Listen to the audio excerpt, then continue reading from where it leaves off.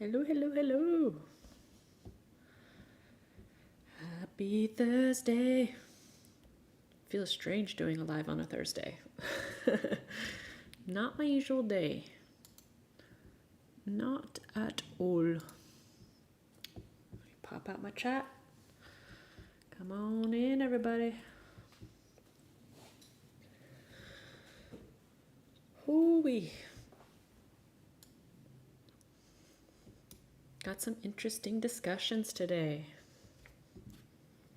I guess the good thing about doing a live on a Thursday is that I have the rest of the week to accumulate some topics, some discussions. I have some French focus ones today that I think are pretty funny. But we'll see. In other news, I got a new phone. Not a surprise for many of you, but yeah, I'm testing a new phone, of course. I'm testing another TCL Nextpaper, so pretty excited about that. I really love TCL's Nextpaper devices. Somebody who's visually impaired, it's been my go-to for a little bit. I got a little bit too addicted last time, so hopefully I can manage it this time. Hello, Yusap. Welcome, welcome, welcome. I think you're the first.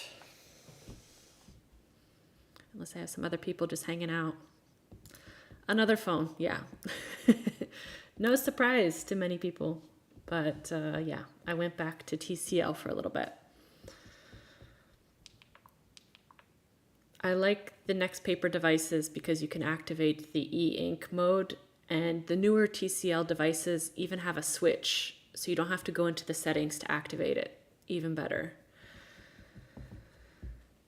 The only downside about TCL Nextpaper phones is that they're huge. The display is 6.8 inches, I think. It feels massive in the hands. I got the mint green TCL Nextpaper 60 SE. Mouthful. But it does have a switch. So if I hit the switch, for example, it will go out of the e-ink mode and it goes back to a color display. And if I switch again to go to the e-ink mode, it gives you 3 choices. So the top choice is pretty interesting. It's a new mode that didn't exist in the other TCL model that I tested, which was the 40. And it kind of puts it in like an e-ink, like a legit e-ink mode. It doesn't let you access many applications. You can only access very limited apps, and it puts it in a super power saving mode. So you could go probably a month in this mode, the way I was testing it. And then I usually hit like the center one, which is just a general e-ink one. And you can also choose the color e-paper mode, so that's fun. Here I am saying e-ink instead of e-paper. And then once you hit that switch, it just goes right back to that mode, and it's so easy on the eyes. I love it. It's beautiful. It's an all matte display. Yep, it's a matte display. This is not a screen protector. It is all matte.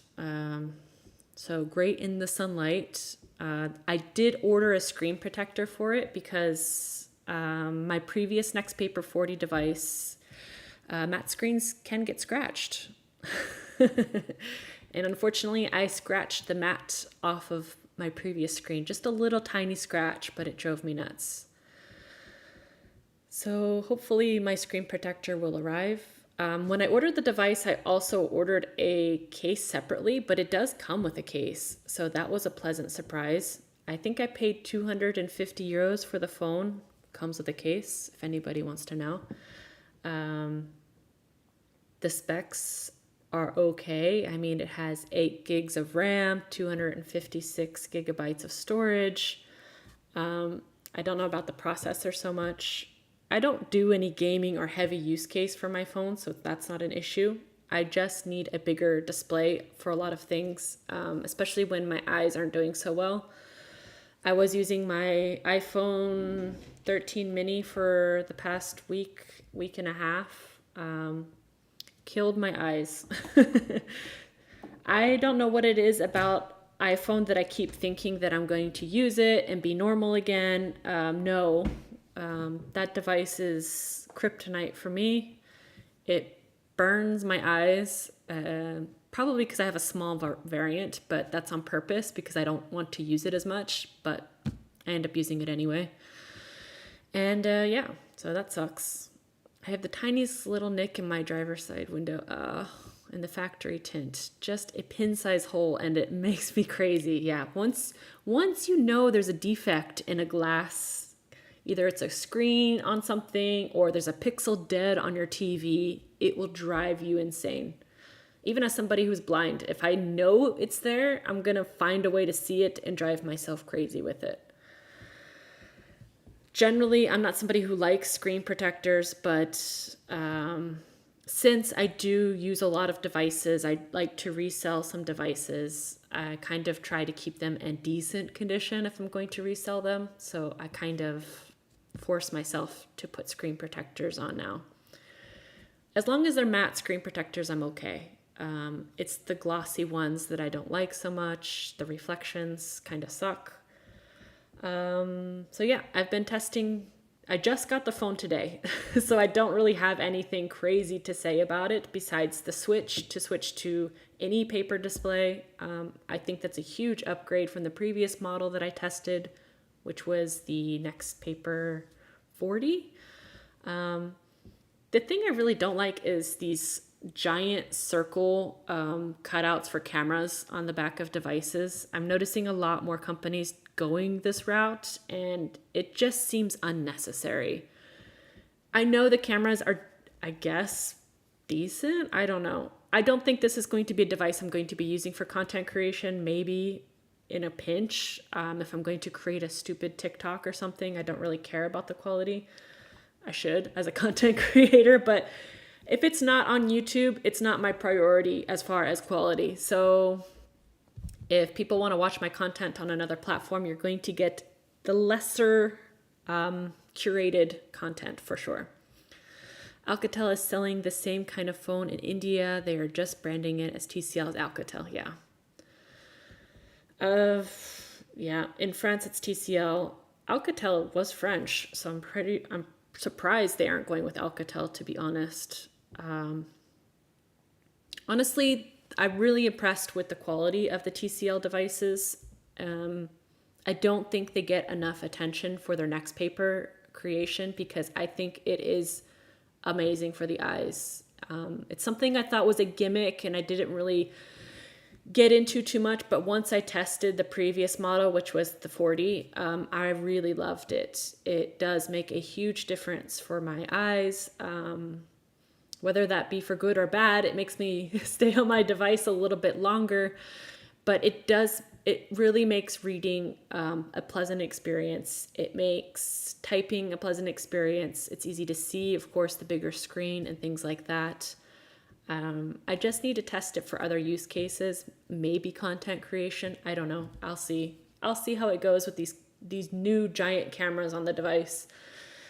It's not something I like to do with my phone. I don't want to tie it too close to me to where I'm become overly dependent on it because it's a dangerous route for me. So cautiously optimistic with the device. I primarily got it, again, to test for myself, being somebody with low vision, and giving some people some different options. I think a lot of people in the blind and visually impaired community kind of just stick where they're at when they could maybe have a device that makes them more comfortable. They don't need the most expensive devices, and I think that's where TCL comes in clutch. It is a great price point for something that could be a lot easier on the eyes. I know a lot of people want to stick with Apple. I have this debate quite often with other blind people. Apple's the most accessible. I think the most accessible device is the operating system you're comfortable with. So if you're an Apple person and you're blind, I understand. That's probably the best option. But if you're somebody who's open to trying some other phones or some other setups, I want to be able to give people some affordable options because accessibility products are so expensive. If you want a blind specific phone, for example, you're looking at least €700, sometimes more, for a half-baked Android skinned operating system that is not so great. So if people are going to want to use Android, I think a device like this could be an excellent option for some people. Or people who have parents or maybe older, want to have a device they can easily see or something like this. Just a little bit more nuanced. It's not really a digital minimalist device, of course, but you can put it in the extreme e-paper mode, which does create a kind of digital minimalist environment. It restricts the apps you can use. It kind of limits you to only reading and calling and texting. That's pretty much it. That's all I could activate on there. And some essential messaging, of course, if you need to access WhatsApp. But I'll test it out in different modes and see which one works the best. I don't like the e-paper color display. I'm not really into e-paper in color. If I'm going to use e-paper or e-ink, black and white is the way to go for me. Yeah, the blind shell is what comes to mind. There's also the Capsys. I forget what the name of it is, but I know a lot of blind people. I myself had bought a Capsys to try out because when your vision goes bad some days, you get desperate. And that's kind of how I got on the TCL again. When your eyes hurt, you'll take anything that somebody's selling to you to improve the pain or to be able just to see a little bit. And I fell into that rabbit hole of blind specific devices, and I was really disappointed with the software aspect. My device kept bugging, it kept restarting, and I had to return it. So I told the company it wasn't working. I don't know what it was with their skin of Android. It was bugging all the time. And I don't have time for a device that doesn't work. And that's kind of what happened with the minimal phone as well. I could get into that a little bit on the side tangent, but so I decided to go with my TCL now. I don't like the size of it, but I do like that it's readable. I think when I'm going through bad vision periods, it's something that it does help. And as much as I hate to admit it, sometimes I just need it. It sucks. I wish I could just use a simple, quote unquote, dumb phone and get by day to day. But the more I go into digital minimalism or digital intentionalism, I don't think that lifestyle is particularly perfect for me personally, at least not every day. It's something I can do the weekends or specific time periods, but it's not a lifestyle I can sustain personally because I do rely on a lot of apps for accessibility reasons, and it's something that I have to come to terms with. It's a privilege to be able to live a completely digital minimalistic lifestyle, I think. If you don't have your job that depends on certain applications, if you don't have a family to manage, if you don't have a disability where you need specific apps to be able to see, and yeah, if you can pull that off without needing a phone or a smartphone, then that's great. Like, I'm really happy for those kind of people. But as much as I try, I don't think I'll ever be that person. And coming to terms with that is fine. Like, I can be intentional with how I use my tech. I cannot use Google products, not use Apple services, Google services, Amazon, all of that garbage. Try to get away from it as much as possible, of course. But again, my job as a content creator, I'm kind of on Google services, at least for my job. And trying to just be intentional with how I use my tech. I'm trying to go the route of really exploring options that I can offer to people who might be looking for something easier to see, as well as being intentional with the tech involved. The more I'm going down, the more I'm seeing how much software is important. And yes, hardware is important, of course. And if it doesn't work, it doesn't work. But software and which applications you're using, which permissions you're giving, which apps are open source and are easy to check up on for safety reasons. There's so many things going into it. Thank you for your perspective, as I'm totally Totally. So your visual day-to-day is nice. Not many people discuss this. Whatever happened to Graphene OS? I still have Graphene OS. I'm using it on my Pixel. My Pixel 8, here, I use my Pixel 8. Pixel 8 is used for content creation on my channel. So I use it for B-roll footage when I'm filming devices. When I have to go on emergency live, mobile live, I will use this device because it is better camera-wise. Graphene OS is fantastic. If you want to use a Google Pixel device, highly recommend Graphene. I have not had any issues with it. It updates very regularly. I have different profiles. I have more restrictive profiles for privacy reasons, keeping important applications like banking and things like this separated from my professional profile, which has Google services sandboxed in that particular profile. And I love how Graphene allows you to create those different profiles and really keep things in specific locations, very private. You can almost have a different lifestyle for each profile you make. Which Androids it come with? This one came with Android 15, so my TCL Android 15 installed. They do have their own TCL operating system skinned on top of it, so yeah. I wish I could put a custom ROM on TCLs, but they are locked. The bootloader's locked. Didn't Graphene just post some concern over ASAP not being developed anymore? Probably. I don't know how long Graphene's gonna last. If it craps out, I will just switch to another. I'll maybe switch to Calyx or something else. At worst, Lineage. I'm not opposed to any of them, to be honest. I just went to Graphene because it was simple. I know with Calyx OS as well, it's quite simple to install. So I might try that one just to compare the two of them to see which I like better. But yeah. Yeah, the only downside of using devices that aren't unlocked is that you can't really de-Google them.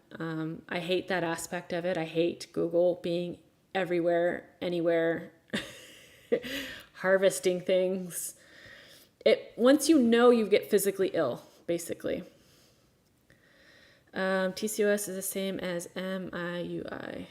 MIUI. I'm gonna look that up real quick. We. So the Xiaomi makes sense. Makes sense. I just wish I could put a custom ROM on it instead, but it always seems like a compromise when you're going for a phone. Laura Fedora is back. She's back. I haven't changed my channel name to Laura Fedora. I love the sound of it though. I think it would just be an inside joke for everyone coming to the lives. I didn't do a live on Monday. It was a French holiday. So I had parental duties, took the day off, went outside, touched some grass. It was nice. I needed a break, I think. But I did miss the live. I do like doing lives. It kind of motivates me for my week. So this week I've been kind of researching some things. The video I posted yesterday, of course, about Apple. I got down that rabbit hole thanks to my Discord, thanks to Mike. Nothing gets me more fired up than an Apple topic. Let me tell you what, as somebody who loves poking the Apple fan people, if you have any news or anything that you want me to talk about Apple, I do not mind poking that bear. Many of you may know I have a beef with Apple since I showed not even 15 seconds of one of their advertisements and got demonetized for that particular live. I'm gonna make it my lifetime goal to make as much content and money off of Apple's back as possible now.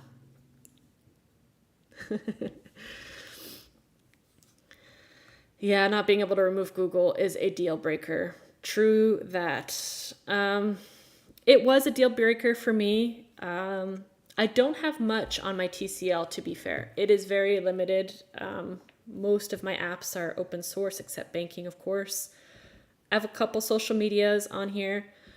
Downside about TCL, when you get the device, there's a lot of default apps installed. I hate companies who do that. So you have, of course, the TikToks, Facebook, LinkedIn, all the trash already installed. So you have to uninstall all the bloatware, uninstall all the stupid Google services, and it's just a pain in the butt. I enjoy it. These people claiming Apple's so accessible have their heads in the sand. Yeah. Speaking of accessibility, somebody let me know in the comments, actually. Let me go and switch my camera over. Da, da, da, da. So this month in Europe, the European Accessibility Act is going into place. So companies really do have to follow more strict rules when it comes to tech in Europe. And I'm really excited about Apple getting hounded for this. They do have accessibility settings for the liquid glass, of course, to cover the butts.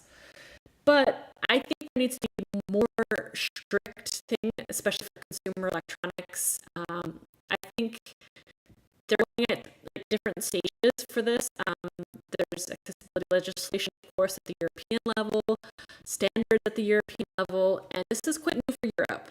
Most of these accessibility standards have been defined by country. So each country could decide the rules and the regulations, but once it hits the European level, this really impacts the industries. This starts impacting companies like Apple, like Google, or even smaller companies who really want to operate. So I'm really excited to see exactly what this is going to impact. I think globally, it's going to impact a lot of, in Europe, it's going to be 20 pages long here.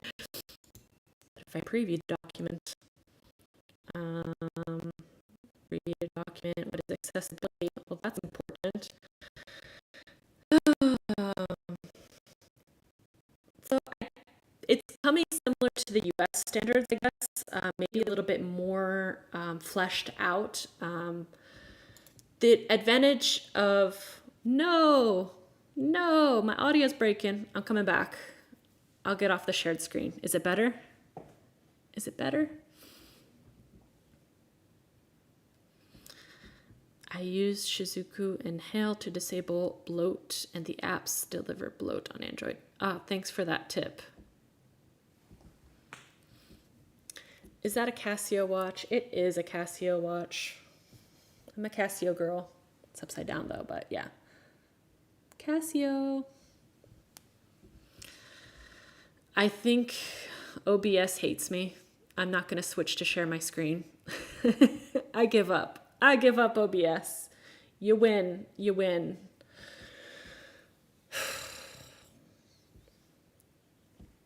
I'm going to be known as the streamer who can't stream because OBS and Linux, at least Fedora, I'm going to put it out there. Fedora and OBS are not friends. Plus, I use YouTube through Vivaldi, through Quant, so I'm pretty much asking for shit to happen. It's just, why do I do this to myself? Why did the audio start breaking? The audio starts breaking when I switch screens. So I have a scene where I'm sharing my screen, and I think the screen share function in OBS is in beta. I don't think it's a full feature for this particular flat pack that I installed. So when I do the screen sharing, sometimes that can impact the audio. I don't know why. So many problems. It's going to be the end of my career, this stupid OBS. Any open source streaming tools which may be lighter on the system. I need to look into that, Stephen, actually. I got the FlatHub version of OBS. I installed it correctly. I uninstalled it and reinstalled it. First I had the wrong version, then I had the right version. And yeah, you should just buy a MacBook for doing live streaming. I know. I should. If only I had enough money. No, I got this computer because I wanted to do live streaming and I want to do gaming eventually, streaming. So I just need to find a better streaming software, maybe with Linux. I don't know. I have an old iMac at my family's house that I might try to pick up and see if I can use it for streaming. I don't. We'll just see how it goes. It's just, it's a big mess. It sucks. I'm trying to be intentional with the tech I use, and this is what happens. So any of those people who are streaming and telling you they're just having a grand old time on Linux and everything works perfectly, they're full of crap. So just putting that out there. Legacy MacBooks or minis are quite cheap. Yeah, I'm definitely going legacy. I'm not getting any of that M1. I know the performance is a lot better. I just can't afford it. Like, honestly, I'm gonna be out there, guys. I'm broke.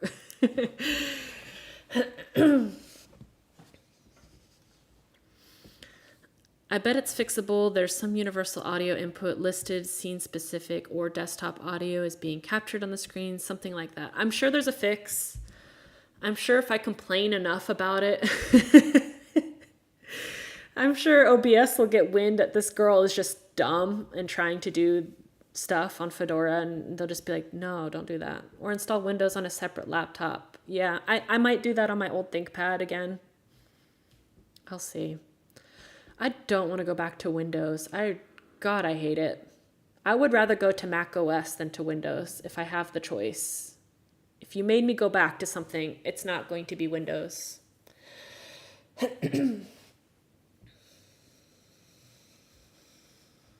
I like doing live on my new computer. I like everything breaking in real time. It just gives a little bit of authentic edge to my live streams. You know I'm not AI because crap just breaks all the time with me. Yeah, I'll definitely do a secondhand Mac. Maybe. I would like a secondhand Mac Studio. I think I'm going to keep my eyes out for that. I found one of a really good price, just to have on the desktop and be able to not take too much space. I don't want another laptop. I have enough of those. I do like the idea of having Windows installed on my old ThinkPad. I have another ThinkPad that I use just for browsing that has Linux Fedora.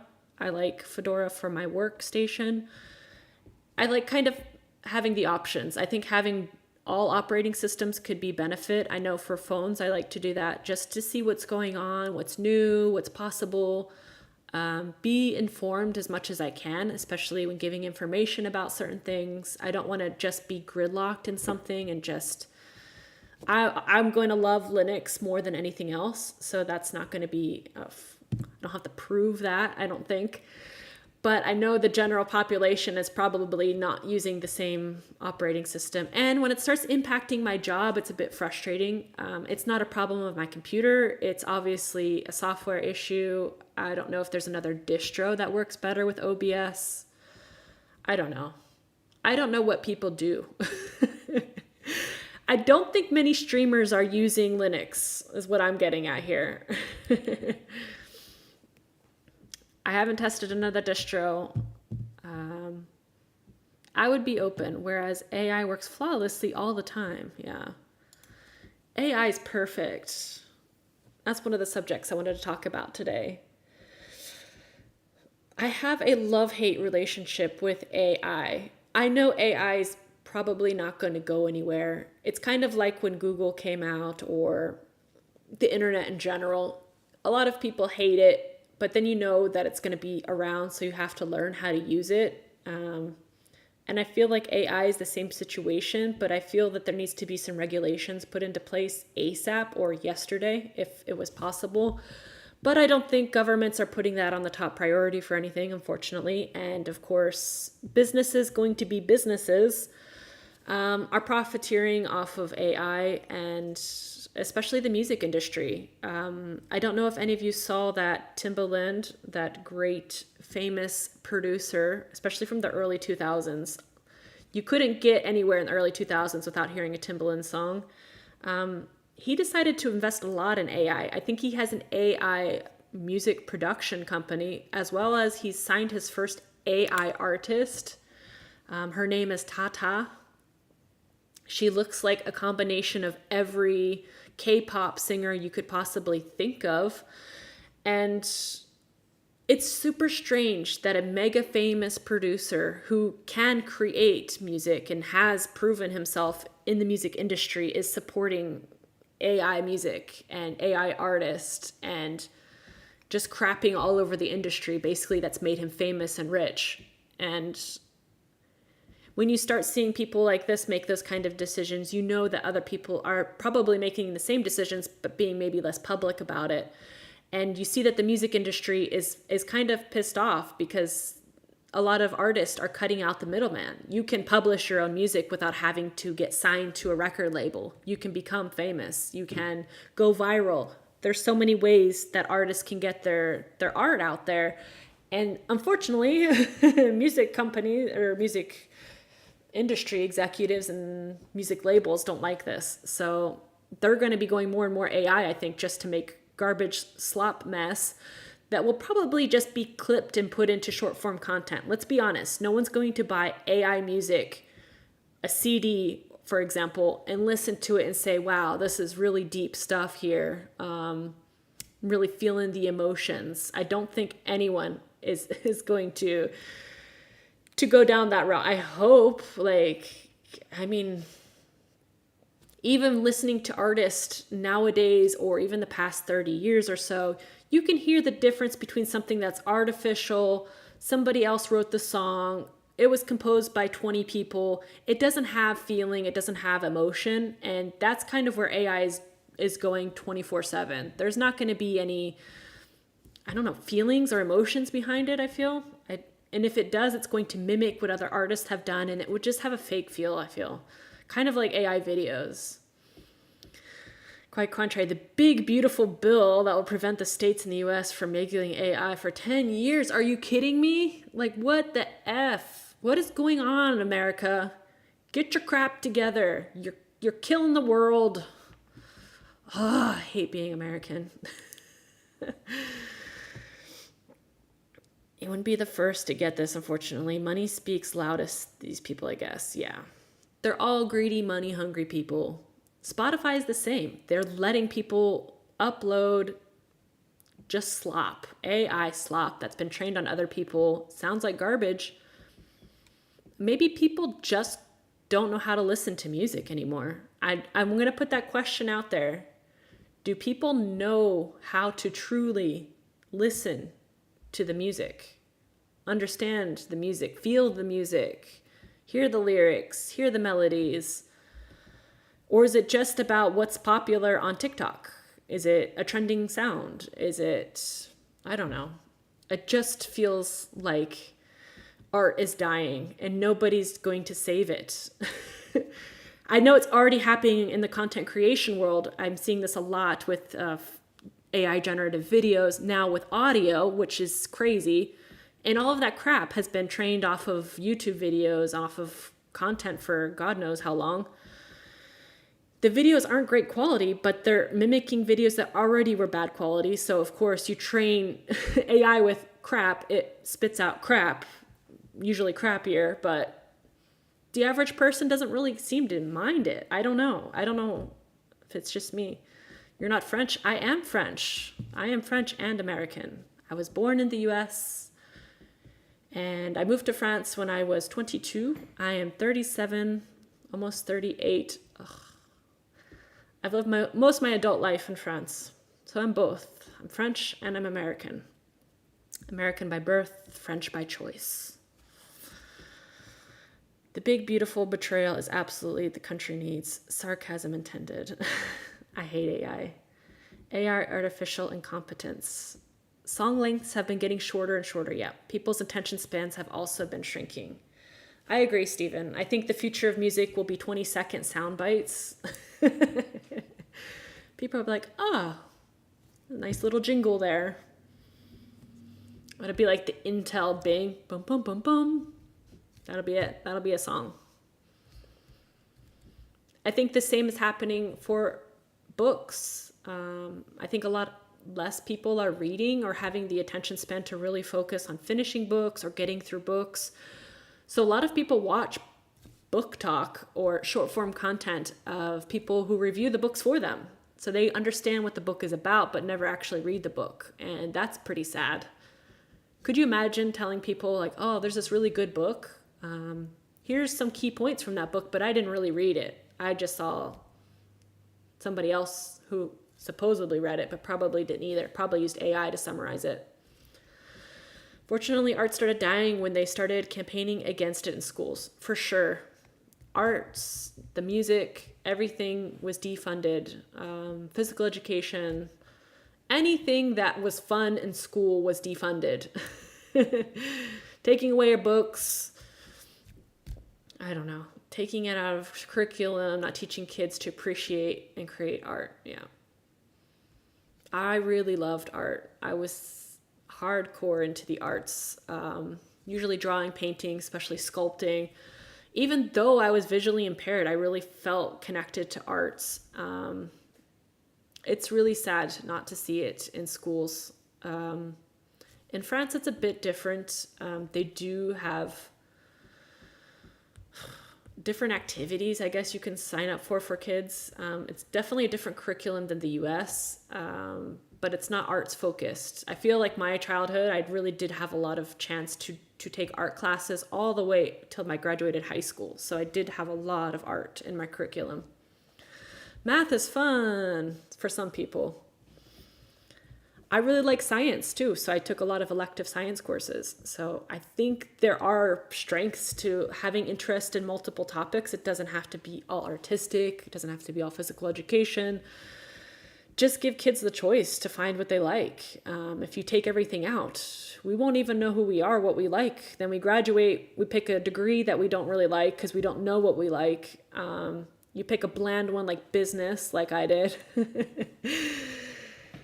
And then, yeah, you struggle through your adult life doing jobs you don't really like or don't really know what you like. And yeah, that's life, unfortunately.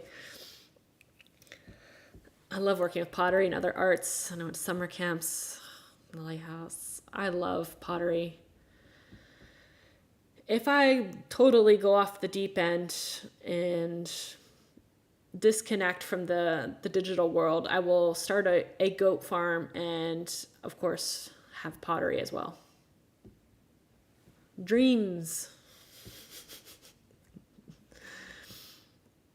But until then, I'm hardcore into the tech. I really do enjoy tech, and I feel that I was never exposed to it in school. I think schools need to give more opportunity, especially to girls. We're always told that we suck at math. If you want to be into computer science, you have to be really good at math. So I just avoided all of that. Like my whole life, I was like, well, I wasn't bad at math. I just was told I wasn't going to be good at it or it wouldn't be interesting. So I never went down that path.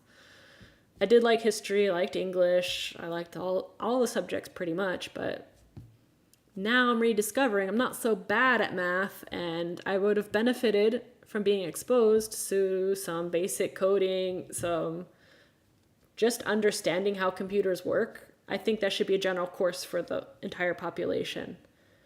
How do computers work? It's not just a magic box. All kids should learn how to install Linux. That's in my school. And you have to do a presentation on which distro you chose, why you chose it. That's your presentation. If you can't install Linux, you fail my class. But speaking of teaching, I definitely will be doing that on the side of YouTube probably. I don't know if many of you know, I used to be an English teacher, especially when I first moved to France. Not many jobs you can get in France when you don't speak French fluently. So I did do teaching for a few years, thinking about going back to it just to be able to support the dream of YouTube. It's not a financially lucrative endeavor starting out on YouTube. I don't know if it ever will be. If it's not, it's not. I still enjoy it. I still love it. It's something that I'm going to continue to do. But your girl needs to eat. and I need to be realistic about my life choices. It's not a great financial decision to quit everything in my life and just do YouTube. But I am learning a lot, and I'm learning what I like to do, and hopefully I can take these skills, continue to make YouTube videos, and grow. Art or any creative field needs to be protected. Yeah. How an art high school and kids are just not interested like they used to. That's so sad. It's true though, but so sad. I think creativity is something that everyone has, but it needs to be nurtured, it needs to grow, it needs to be practiced. It's not something you just have or don't have. It's something everyone has the potential with, but if you don't work on it, or you don't learn new things, try new things, expand your creativity, push yourself a little bit further, it's never going to be there, and it will go away. It's something I noticed myself after doing boring corporate jobs for about 15, 20 years, it goes away if you don't use it. And you have to kind of relearn that you are creative. You just have to work on it. It's a continuous process. You're never done creating or learning how to create. You can get SEL, TFL certificate, but I do not want a full bachelor's degree. Yeah, definitely get a teaching certificate. You can get a TEFL. I did the CELTA with Cambridge. It paid off itself in a month. Honestly, it was the best thing I ever did. It's something that you have for life. If you want to teach English in different countries, travel, it's totally worth it.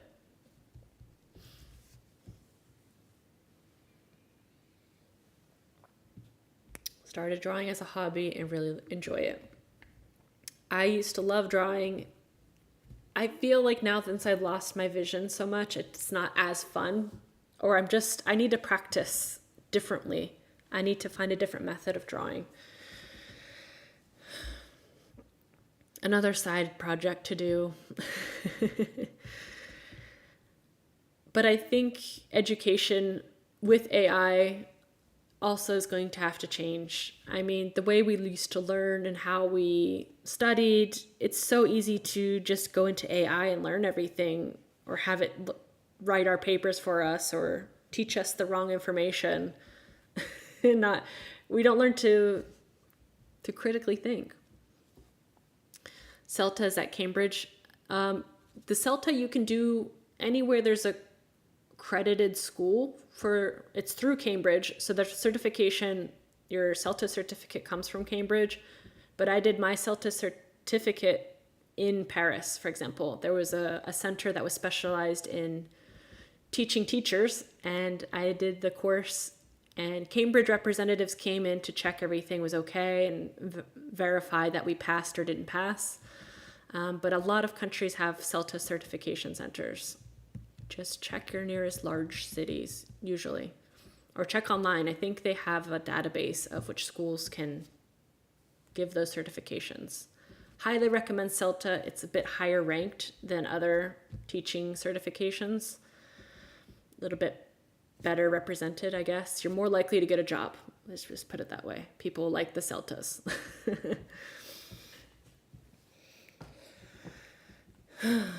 And if you don't have English as your first language, definitely recommend getting a teaching certificate in any language that is your native language. It's so nice to have a teaching certificate if you have to go somewhere, or if you want to do some classes online to teach people. It's something that it's just nice to have. Yeah, no problem. Happy to help for the advice. Oh, la, la, la. What was I thinking? Oh, yeah. There was another subject I wanted to show, but I'm not going to show because OBS is being a pile of crap. Besides the AI, I don't know if many of you heard in France, but there was a French law that passed that said that adult sites, such as Pornhub, I'm going to put it out there, were supposed to put in place checks to verify that there was nobody under 18 going to these sites. And in protest, all of these adult sites decided to pull out of France, literally. And I think it's a show that the government can put something in place. Companies don't have to respect it. So the companies decided just to leave France and disconnect from the country altogether. And then there was a big boom in VPNs. Everyone got themselves a VPN and got around that rule, I think. And it's just an epic fail to show that government regulations, if not done properly, companies don't care. They don't care about following the rules. I have a C1 certificate for English. You should be great then, Tsubaki. You should be fine for the CELTA then. You don't have to be a native English speaker to get a CELTA. You just have to be, quote unquote, bilingual and be able to just learn the teaching methodologies. But yeah, it's pretty funny that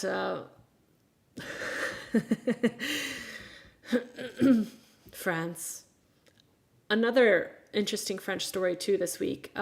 Tesla is being sued by a bunch of French people who leased Teslas due to the great and wonderful leader of the Tesla company. I guess the value of Teslas have just tanked, and the people leasing the cars felt like they got a bad deal because the cars aren't worth as much as they used to be, or the cost of giving it back, or I don't know, they're losing money basically. So there's a class action suit going on in France of a bunch of people who are leasing Teslas or who have bought Teslas, and they want to sue Tesla to get out of the contracts for their lease because they no longer want to drive the cars. And it's interesting. It's not something that's very common in France. Class action lawsuits, especially towards car companies or even tech companies, is not something that generally happens. It's not a cultural thing. Unlike the US, we do a lot of class actions. So I just thought it was funny that they're trying to do some things tech-wise, of course, to control illicit content from getting into the hands of children, but it kind of backfired in a glorious way. It's almost too easy to get around some regulations, of course. Even when it comes to AI, unfortunately, AI can generate anything nowadays, unfortunately, and it can also generate illicit content. And there are a lot of cases of real people having their image, their likeness, their voice stolen and being made into illicit content, whether they're famous or not. This could happen to somebody who you know. This could happen to somebody just out of revenge. And I think it's something we have to be aware of as far as AI and generated content in general. It's generating something from somewhere, from something that was once real, whether it be art, YouTube videos, Instagram posts. And it's, for me, when I use AI especially, I know that it's coming from a place of mass data collections. Where that data is coming from, I don't know. It's probably not from consent of the people who had put their content online. There was the recent thing, I don't know if this happened in the US, but in Europe at least, Instagram made it to where you could opt out from Meta using your data to train their AI models, and you had to go into these deep settings into your account and opt out of this AI permission, which most people did that I knew in my circles. I do use Instagram for my YouTube page, so I don't really have personal information on there. I just have random photos from devices and things like that. But still, I didn't want it to be used for AI training. And unfortunately, anything we put out online as content creators or even as private citizens, anything that's public it's not protected.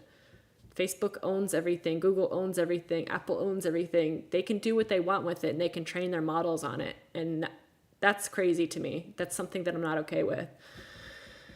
And seeing what content has been generated based on pictures of people who didn't know that things could be used this way. And this is what happens with people who use their children for content. I'm somebody who's very much against profiting off of children to make YouTube videos or post pictures of your kids online. As a parent, I'm against it. And as a content creator, I'm very much against it because the kids have no say. They can't consent to this. They don't know what their image is going to be used for. And half the time the parents are just being naive or trying to say they don't understand or no, that's not possible. I think nowadays you can't say that. That's not an argument anymore. And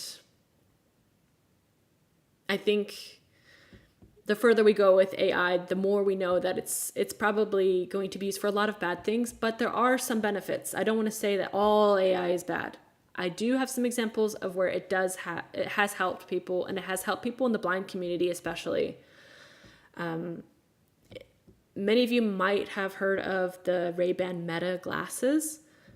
These glasses came out primarily to target content creators, so people who make TikToks or Instagram Reels, and it really was unintentionally created to use AI and to make content, basically. But they unintentionally made a very accessible pair of glasses that a lot of blind people use in their day-to-day lives, myself included. Unfortunately, my pair broke, but that's another story. It's getting fixed. But those glasses are able to take an image, for example, of a menu or even a sign for going in a specific location, and that information becomes invaluable for the blind community to be able to navigate in certain locations. I think my chat disconnected. There we go. I'm back in action.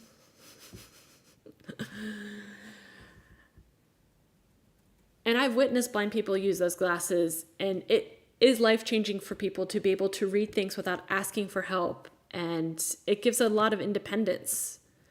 They know that their privacy is being compromised, but some of us are willing to make certain compromises on certain aspects to have a bit of independence and a bit of freedom. But people need to be able to make those choices and consent to those choices too. If we don't know what we're consenting to, and God knows where all of our content's going to end up one day, it's going to be a big, massive blob of AI that's just going to take over the world. And that could be scary. But, AI, what can we do? Unfortunately, recently, I got accused of being AI, not on my YouTube channel, but actually by my own family. For some reason, my family had it in their head that my account wasn't real, that I had been hacked, or that AI had taken over my my Facebook Messenger account, and I had to verify my humanity many times with people. For some reason, nobody believed that I was human. I don't know where I give off this vibe of AI. I think I need to make a shirt that says I'm not AI, but will people believe that? Probably not. I promise I'm a real person. I have technical problems in every video. I'm probably having one right now. Everything breaks on me.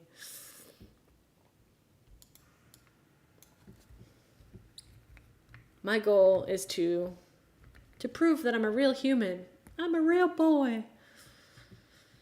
We need to remake Pinocchio with AI.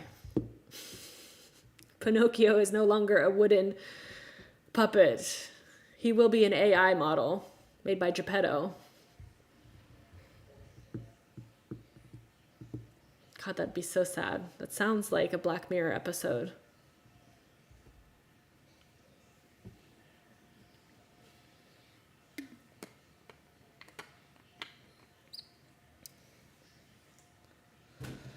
Oh my goodness.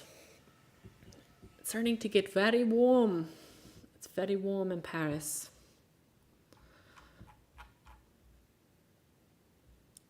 I still have not backed up my information on my computer. I'm a terrible person who got lots of great advice to back up. I wish I could show my computer without everything crashing all the time, but thanks OBS. I think I chose a way to back it up. I'm going to do it after I sign out for sure. I promise this time. So far, I think I figured out what crashed my Linux. So for those of you who don't know, I'm using Linux Fedora 41 as of now, but I was using 42. Then it crashed out. But one of you lovely people who watched the channel reached out and said it was probably due to the beta desktop environment I was using, which was Cosmic. Even if you're not using Cosmic, apparently, and it's still installed on your Linux distro, it can cause the distro to break for unknown reasons. So thinking that was the problem. So I won't be using Cosmic, just using GNOME for now. Fun facts. The more you learn, the more you know. I think with Linux, I've learned a lot. It's been a couple months now, and I feel like I've been through the trenches already. I'm sure there's going to be a lot more breaks ahead in my future. I just got to back things up this time, and I'll be ready to go off to the races. I still have not reinstalled my games. I really want to get into gaming. It's a goal of mine. I really want to be able to show some games that are accessible, but also point out the ones that probably need some work. I used to game a lot when I had better vision, and it's going to be frustrating, I know, not being able to game the same way or using accessibility features, but I want to be able to highlight those games that are doing the right things for the blind community. A lot of blind gamers out there use those accessibility settings to be able to, of course, play their game, but run their careers. A lot of them are even streamers and doing very well in the games that they're playing. But I think if more people don't talk about the accessibility features or the lack thereof, these features will just not improve. And that's kind of my goal with tech in general. I'm just going to be that person who's critiquing and trying to look from a different perspective. That's what I did with the Apple video. I do like to crap on Apple and give them a hard time because I find that the people who love Apple, they love it with this undying, unexplainable worship, like it is a cult like no other. If you watch any Apple video, even the ones announcing the liquid glass, the vibe is cult. The way they do their keynotes over the past, I would say, at least the past 4 to 5 years, at least since 2020, when they started doing everything in their circular dome temple situation. The vibe has been very bizarre. If you watch the liquid glass announcement and if you watch the in-depth review from the design team at Apple, the way they edit it, the way they do the vocal effects, it's too much. It gives the vibe of AI for sure. The people, the way they talk, just the effects they put on the voices, probably to make them sound better and make them sound more equalized. I guess because I'm blind, I notice those things a little bit more. It just gives brainwashing cult vibes. I didn't feel good after watching the videos. I felt like they were trying to convince me that things were being innovative and new, and I just couldn't be convinced. Transparency has been around a while in tech.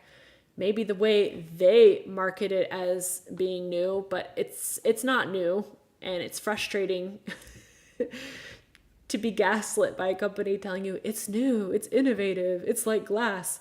Nobody asked for this. Nobody wants to look at a glass slab that looks like more glass slab on top of glass slab. This is not something we want. Who's asking for this? Why would they create this? This is just insane to me. And once like somebody shouted it out in my Discord, I went down the rabbit hole of this crazy liquid glass phenomena. I watched many YouTube videos. I watched the Apple videos themselves. I watched the news like directly from the announcement like of their lead designer. And it gave off cult, and it gave off that we're trying to convince you that this is the best and this is what you need when you don't need this. This is not a necessary thing. It's super weird. But that being aside, like Apple as a company, I'm not for it. I don't trust any corporation. I'm going to put that out there. And Apple is one of those companies who always says they're trying to put accessibility first. It's really in their mindset of design, and it's always an afterthought. Even the way that they edit the video, they put it in like 2 phrases at the end of the video. Oh, by the way, there are some accessibility features you can activate. So this whole thing that we just designed doesn't work, basically. And it's just like, oh, okay. So those of us who need accessibility settings, we just get the ugly variant because that way you can match the laws and the regulations that are forced upon you. But we won't get something that looks good or well designed. It'll just be like functional. That's it. You get these crappy functionalities. And yeah, good luck with that. You'll be able to see it, but it will be ugly. Have fun. My friend is an Apple shill, and it's 100% a corporate cult, kind of creepy. It's super cult creepy. I know people use Google, but I don't see the fan base of Google fanboys. If I crap all over Google, nobody cares. I don't think anybody likes Google. But when you start pointing out things with Apple, oh, it's like you touched a religion. Like, it's really a different vibe. Yes, if you need any information on the European Accessibility Act, I could try to help out with more information. I would love this, Lucy. Love it. I would love it. Now that I see that it's going to be inactivated by the end of the month, I'm going to really brush up on it a lot more. I'm going to start calling out companies that I see, at least from my side, testing things. I'm going to hold everyone accountable. You will feel my wrath when it comes to accessibility. And not only just following accessibility, but coming from the perspective of a consumer. Just because it's accessible doesn't mean it's designed well. If you have the money and the budget like Apple, you could make accessibility accessible, but also design it nicely, I want to say. Just because it's accessible doesn't mean it has to be ugly. I've had this discussion with a lot of people and a lot of tech companies that I worked in personally who felt, well, these colors seem to be colors that you can see, so we'll just choose this. I'm like, just because I can see certain colors doesn't mean those colors should be put together in any way. That just looks like awful. It looks disgusting. You can have some design aesthetics. You can make things accessible, but also make them cool and innovative too. I just don't know why companies, especially who make so much money off of the visually impaired and blind community, it just frustrates me. This is what I'm just saying. I'm just super frustrated by Apple because I think they do have good products and they do have all the accessibility features people need. They even have some that I think other companies should take from them. For example, using your own voice to train to do the speech, the talk-to-speech option, the text-to-speech. You can use your own voice. You can train your own AI, which I think is amazing. I think every company, I think Linux would do great to have a screen reader that you can train with your own voice. I would totally sign up for that and do it. But I think where Apple does fall behind as an industry leader is that they could do so much more. Maybe it's because there's lack of people who have design experience, who are disabled, who can give their input. But I know there's a lot of consultants in accessibility, and I'm sure those people have some opinions that could really be listened to. That's the unfortunate part. I'm a UX designer from Germany who is working on accessibility in online shops since a couple years now. Awesome, Lucy. Yay. Thank you. I love the UX designers working in accessibility. Life-changing. You guys don't get enough shout-outs. Doing the best work. It's so hard to follow all the regulations too. I know it's not an easy thing to follow, but I really appreciate those companies and those people working behind the scenes to try to make it better. I really appreciate it because without that work, I wouldn't be able to do what I'm doing. I give the appreciation to all of the hard workers. Big companies don't give a damn. That's what it comes down to, Yusuf. They don't care. They just want to make money. Whereas consumers, they think they care. That's the thing. I don't like when companies market themselves as companies who care. We shouldn't be part of your marketing campaign. We shouldn't be part of that if you don't truly, deeply care. And when you have companies, as much as people probably don't want to hear the term DEI, especially in the US right now, it's a hot topic, but disabled people are included in DEI. And if you're not being inclusive in your design and the way you're thinking about things and just doing away with that whole department in your big corporation to make politicians happy, you're kind of just crapping on all disabled people at the same time. Thank goodness there are laws and regulations going into place, like the European Accessibility Act, that's really trying to look out for the disabled consumers. But this is also helping people who work in jobs. I mean, I couldn't even do my last job because they didn't know how to adapt my post. There are government entities that can help give suggestions, but it's really hard for companies, even new startups, tech companies, to kind of have disabled people work with everyone else. Or how can we adapt the job post? There are no regulations in place to really guide people. And even from a consumer's perspective, as somebody who buys accessible tech or wants to really invest in some things to make my life easier, that shiz is expensive. I don't know where they think that blind people are rich. We're not. Most of us don't even have jobs. About 70% of us are unemployed. Where are we supposed to get the money to buy these things that are $3,000? That's a lot of money. And if we don't put that on tech companies to make accessible items more affordable, then the people who need them most will never get them.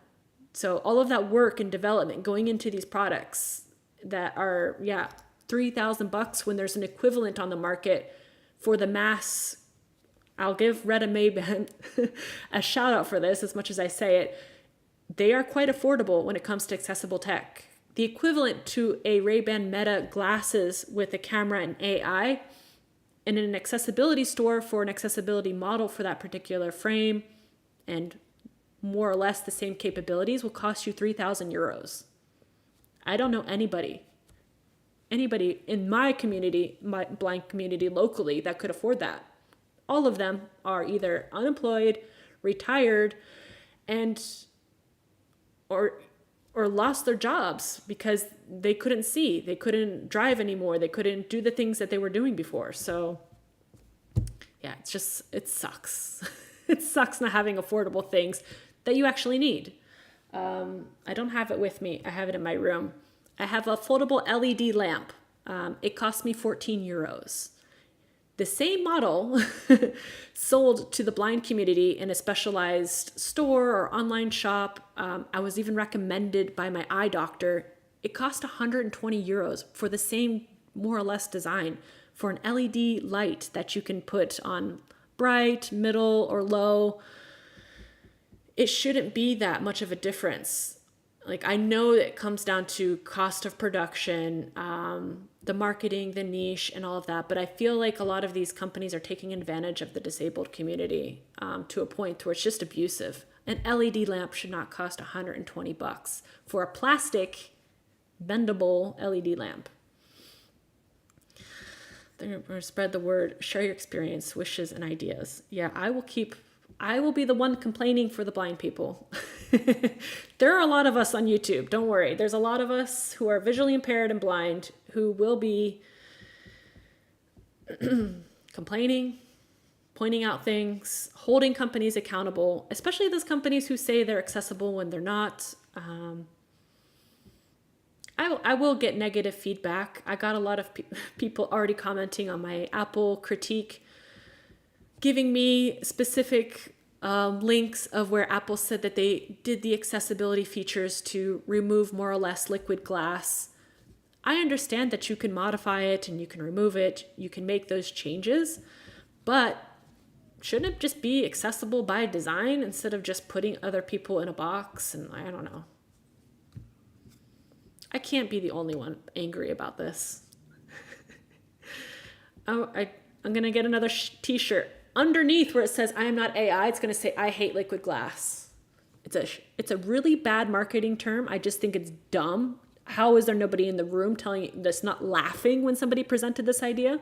That's the problem with corporate environments. Bunch of yes men. Oh, this is great. You're so smart, bro. Liquid glass. Whoa, people are really going to think this is cool.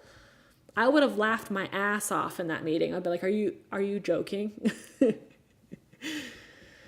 And how I think all of the designers are probably under the age of 25, so they had no idea that Windows Vista even existed, let alone had Aero Glass. I've been like, so we're rebranding Aero Glass here. Anybody? Or we're just redoing iOS 7. Cool. That went so well. It's price gouging for the price. It's better be made of gold. Yeah. There's a lot of price gouging going on for the disabled community. Unfortunately, it's not just the blind community, of course, but anybody who needs anything for mobility, wheelchairs, electric wheelchairs in particular, are the price of a car. Just put that in the perspective. I have a friend who got a wheelchair, 17,000 euros. And it wasn't covered by the Sécurité Sociale in France, so the health care. Now it is. A law has passed in France where anyone who needs a wheelchair, it will be covered. So the government will be covering it now. But nobody chooses to be in a wheelchair. This is not something to look cool and drive around and like, look at me in my cool wheelchair. It's actually to get around and do your day-to-day life. And I feel about the same for glasses. Every time I go to get glasses, they assume I'm doing it for fashion. I'm not doing it for fashion. I'm doing it because I need a tint in my glass so my eyes don't burn when I go outside and so that I can more or less see, but I don't really see. It just helps protect me from being in pain. But I'm always treated like, oh, you want these stylish, I don't care what they look like. You can put me in any model of glasses. I just need something where my eyes don't burn. That's all I'm asking. And of course, if you want that treatment, you have to pay 5 times as much as a normal glass. But fashion. I didn't even buy new glass. I bought these, 4 years ago. I just keep replacing the lenses. Plus, liquid glass design is not accessible. It has significant contrast issues, and it's a major problem for the high contrast setting. It's not the default option. I agree completely, Lucy. It is not accessible. I even have doubts about the high contrast setting being accessible from what I can see. I know you can change the colors. They stated in their design video that colors can be customized, but I'm not sure if this is from the app designer's perspective or if you can go in and customize in the system, which I doubt. Apple's not usually someone who, they don't like people messing with their design elements in the system by default. That's more of an Android thing. Because high contrast for me works when the elements are dark and the text is light. So what they were showing in their demonstration, the element was light with an outline, which is fine. This will work for some people, but I would like the inverse. I would like it to be a completely dark button with a light text to be able to see the text if it's a text-based icon. I got the cheapest glasses from the store, and it's still expensive. Yeah, you can get quote unquote, in France, we have free glasses frames as well. That's covered by the government. But even that, you have to pay for the lenses. The lenses always cost the most, of course. So you're paying hundreds of euros no matter what. There's no getting out of paying for glasses. I know some people might choose glasses for fashion reasons, but I don't. I don't know. It's strange to me. But the same happens for hearing aids. They charge a lot of money. Like, people choose to have hearing aids. We don't choose to have a disability, and we get gouged for it no matter where you go. Whether you need a mobility aid, whether you need a special phone that's adapted for completely blind users, you're paying a premium. It's the disability tax. So you kind of think of people talking about the women's tax. So women's products generally being more expensive than men's products. You don't even know if you talk about disability tax. It's not even double. It's sometimes triple or quadruple what a normal product would be. It's not something people talk about enough, I think. I should do a video on it. Living with the disability tax. Everything I use that's adapted for my disability costs me 4 times as much. So my goal is usually to find cheaper alternatives. This is why I'm doing the TCL phone. Of course, somebody who's visually impaired. I just think TCL unintentionally created a very accessible device. It does reduce a lot of eye strain, but the design is very smart. Very, very smart. If only other companies would follow suit. I wish companies that did do certain designs and certain processes to help people would get more recognitions, but you know, they don't have the marketing budget to convince the world. That's why I shout the praises for these smaller companies and try to really promote them and show that there's other options to people out there. A lot of people don't know, and it's not their fault. It's whoever has the most money can get the most airtime and can pay the most people to talk about their products. And I believe in talking about things that really benefit people and really could help people. I don't do this like to get sponsorships. If I get a sponsorship, that's great, but has yet to happen.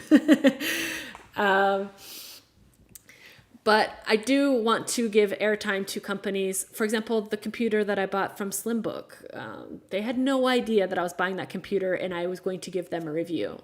Once I gave the review, they were very happy about it, and they reached out and they sent me some goodies. That's fine. Like, I'm completely fine with that. I didn't do that for goodies. I didn't do that to get money. I did it because I really enjoyed the product. I like what they stand for. I like companies that are focusing on Linux. I like European first companies. There's so many great companies out there that just don't get that airtime. And I feel like companies like Apple just get too much so, or people just are blinded by the glitter and the gold when they realize that there's so many better companies out there that are doing good things. We need to give them the hype, and I will be there to hype those companies. The lack of user testing by Apple is evident. Yeah, other products as well, such as the Apple Vision Pro. Oh my gosh, don't get me started on Apple Vision Pro. Oh my goodness. Oh my goodness. If that's the future of technology, I don't want to be in the future. Send me back to the 1800s, because Apple Vision Pro is an abomination. As far as I'm concerned, as somebody who's very visually impaired, that thing would make me vomit. There's just no way I could do it. I can't do it. It was the same when 3D movies came out. I can't see in 3D. I have one completely blind eye and one not great eye, so I have zero depth perception. 3D doesn't work on me at all. I live in a 2-dimensional world, and I'm fine with that. But we can't force technology onto people who just will never see it or never be able to use it. That's not okay. For example, in this video, how to set up the product, several issues become apparent. This highlights the need for more thorough user testing to ensure smoother experience for all customers. I don't think Apple would love me as a user, as a tester. I would be happy to test their products and tell them everything that they need to fix, but they won't want to listen to me, I'm sure. I think if I complain enough about their accessibility issues and point them out as much as possible, maybe they'll consider it.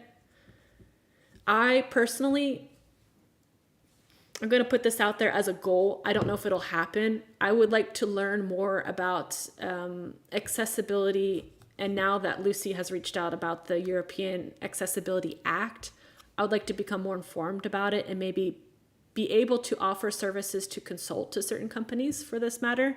It's something that I believe in. It's something that I know could change people's lives drastically with just some minor changes. And a lot of companies see accessibility as a big time waste and a big money waste. They don't want to do it. They only do it when they're forced to, and they do it begrudgingly usually. It's just, yeah. If we don't have enough people, especially in the community, advocating for those changes, they'll never do it. They don't see, and the worst part is they don't see that this could exponentially blow up their profits. I'm coming from the perspective, again, those damn Meta Ray-Ban glasses, somebody brought them to my walking group. I do a blind walk every week with about 25 other blind and visually impaired people. One person brought one pair of glasses. I kid you not, I think about 10 or 15 people who were there, tried them, loved them, will probably buy them now. So word of mouth gets around very fast in the blind and the visually impaired community. If somebody likes something, it's affordable. And sadly to say, 350 euros is affordable for a blind community because we're used to paying 3,000 bucks for something that works not very well. So I mean, companies are dumb if they're not investing in it and not really promoting it as something that could help a lot of people. The populations in the world are aging, and when you age, guess what goes? Your eyes. There's going to be a lot of eye issues walking around pretty soon, and I'm sure it's not going to get any better with everyone staring at screens 24/7. So I'm just putting it out there. It's not only going to be people with genetic problems like myself, but it's going to be the general population problem. And if we just don't focus on these things or really try to improve, maybe it's for the better. Maybe we'll just all go blind and not use screens anymore. I don't know. Maybe that's the goal. But it's just something I could scream about every day. I really get aggravated because I know exactly what the corporate mindset is. And especially regards, there are really great UX designers like Lucy in here. There are a lot of designers who really care about the issue. And most people in tech do. I'm not saying it's a tech problem. It's an executive problem. It's a leadership problem. And they're always looking at the bottom line. Oh, how much time is this going to cost? How many resources? Oh, do we have to actually put designers on this project? I think we should just invest in this super cool redesign of our logo instead of improving accessibility. Because, you know, let's be Google and put a blur on top of the logo. Wow, so cool. It's the only accessible AR headset. It has voiceover, which can describe your environment. It is I mean, you can use voiceover to describe the environment, but it's just so cumbersome. I think if Apple goes the route of doing something like wearable glasses, I think that's where people want to be. It sucks that Google Glass never really took off, because I think if that project had developed a bit more, I don't want to have to wear a headset everywhere I go. I already have limited vision. If I'm wearing an Apple Vision Pro to navigate the world, that's claustrophobic to a point where I don't think I can manage. I could probably manage in my house if I had to, but I don't even want to wear that around my house. To be fair, if we could just modify glasses as they are, the design is fine for glasses. If we can make that as accessible as we can to connect to devices or be able to scan the world around us, that's the best route, I think, for technology to go. Just use what we have. Don't reinvent the wheel. Apple will consider, haha, dream on. No, they will never consider.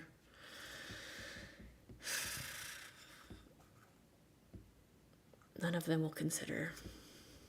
And sad part is even YouTube. I really love being a YouTuber. I love being on YouTube. They do send a lot of surveys to creators, and I do respond to those surveys. I really put in things that could be better, especially from somebody who is coming from a visually impaired perspective. I'm happy to fill out a survey. No problems with that. But it could be better as well for people creating content on YouTube. But they are working on it. I'm not saying every Google service is this good. But YouTube, I'm not complaining about. They are trying. They are trying. Many companies in Europe need consultants on accessibility, especially right now. Go, Laura. Yeah, I got to do it. I'm going to be an accessibility consultant. I don't know the route to do that. I don't know if there's certifications I need to get for this. I'm sure I could reach out to other accessibility consultants. I hope I don't have to join LinkedIn. I really hate LinkedIn. I would rather use Apple products 24/7 than join LinkedIn. I really hate LinkedIn. There is not a worse social media platform in my eyes than LinkedIn. I'm sure LinkedIn is 99% AI at this point. There's no way that anyone's writing anything legitimate with real thought processes in those horrific articles posted on LinkedIn. Something like Google Glass, exactly. I agree, Google Glass was ahead of its time. Did not even dream of wearing it out in the world. I think Google Glass could have been something great if they had invested in it.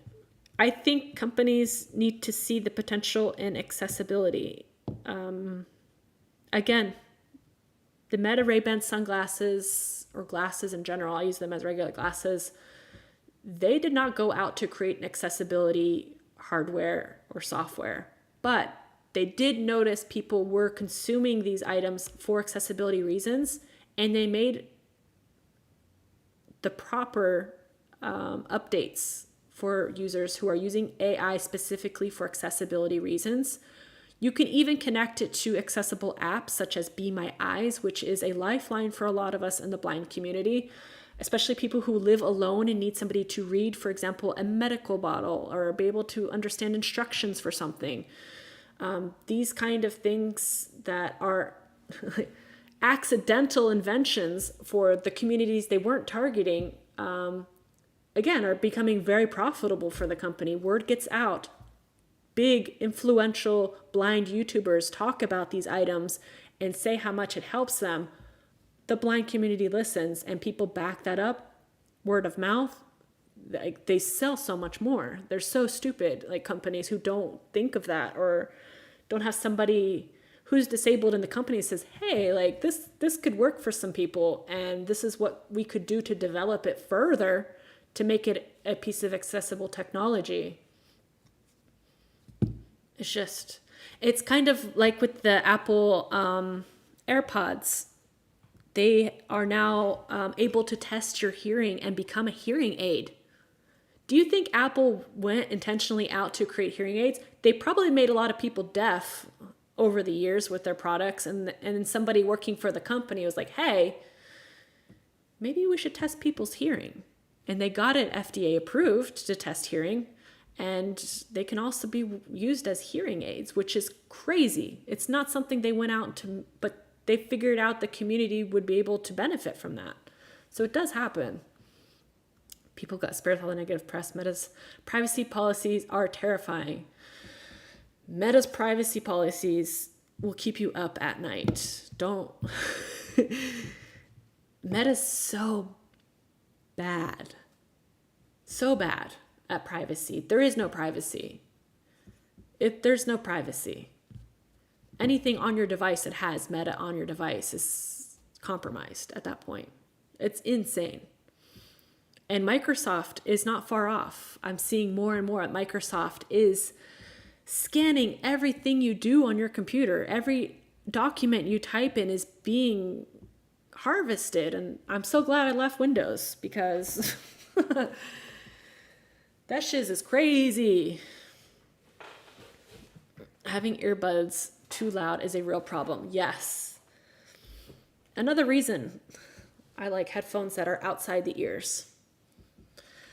Plus, when we had terrorist attack and New Year's Day, wearing the glasses, iPods in France had volume limits imposed in 2003 or so. Yeah, I remember that.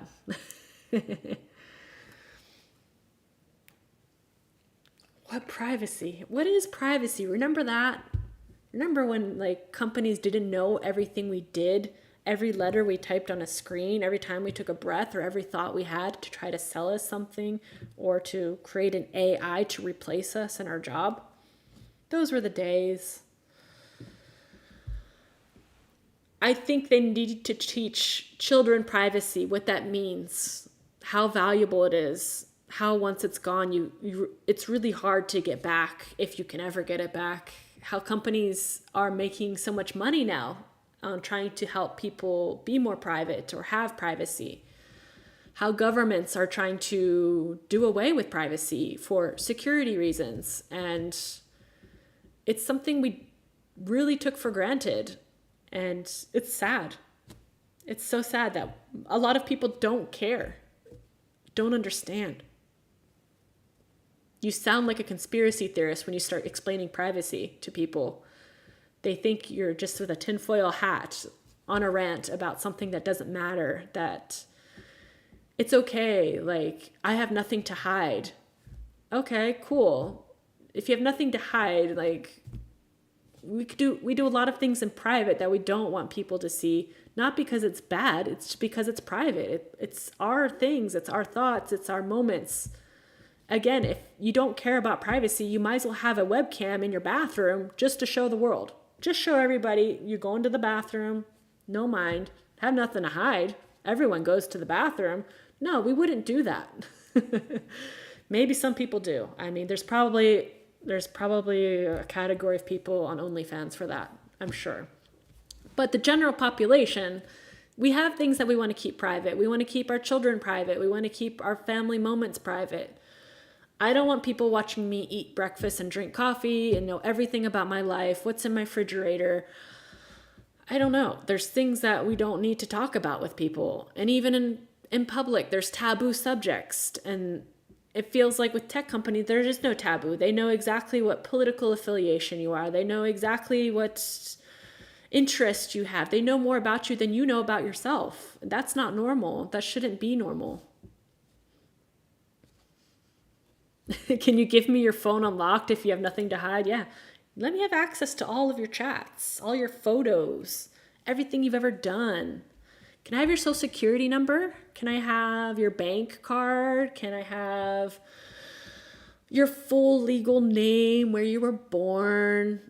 Since you have nothing to hide, I can have all of that information, right? And I can create my own identity based on all of your information. If that's okay, you have nothing to hide. I can commit crimes using your identity. I mean, if I have nothing to hide, Seriously, felt that from the bottom of my heart. Not a big deal. No one cares about what you're doing. It's upon you. It's gross. Oversimplification. It's too late, pasta sauce. Your butthole is already identified.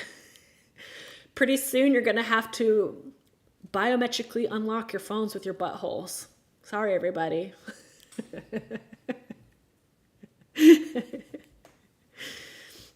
When you think of the biometric data companies have on us to unlock our phones, it's only a matter of time before we need to put our DNA in there or scan our buttholes. Where's the limit at this point? I'm sure they'll use the excuse it's the most secure way to lock into your phone, get into your phone is, anal recognition. It's the future. It's the next Apple product. Forget liquid glass. Anal recognition brought to you by Apple. You came in at the right time, Tyler.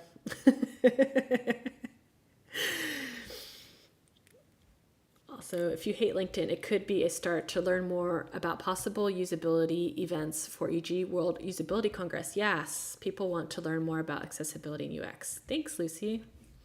You are an amazing source of information. I love this. Data is power. Companies like Meta are already abusing the amount of data they have to influence through push, and consumerism. Yeah. Biometric security does have a place. It does. I do agree in biometric security for sure. I'm not against it. But how are they storing that biometric information? I don't know, honestly. When you think of how many times your face is scanned for products like Apple, I think it's every 10 seconds or so it's scanning your face. LinkedIn is hell. LinkedIn is hell. It's got to be the worst platform ever created. I understand its usefulness. I've gotten jobs through LinkedIn. I'm not saying that I haven't profited from LinkedIn, but I've got more negative mental health effects, and I had to use it in my previous job as a social media marketer. So I really, really hate it. I had to be one of those people who wrote cringy executive posts for executives who didn't write their own posts because they never do. I had to write that stuff, and I wanted to vomit as I was writing it. I hated it.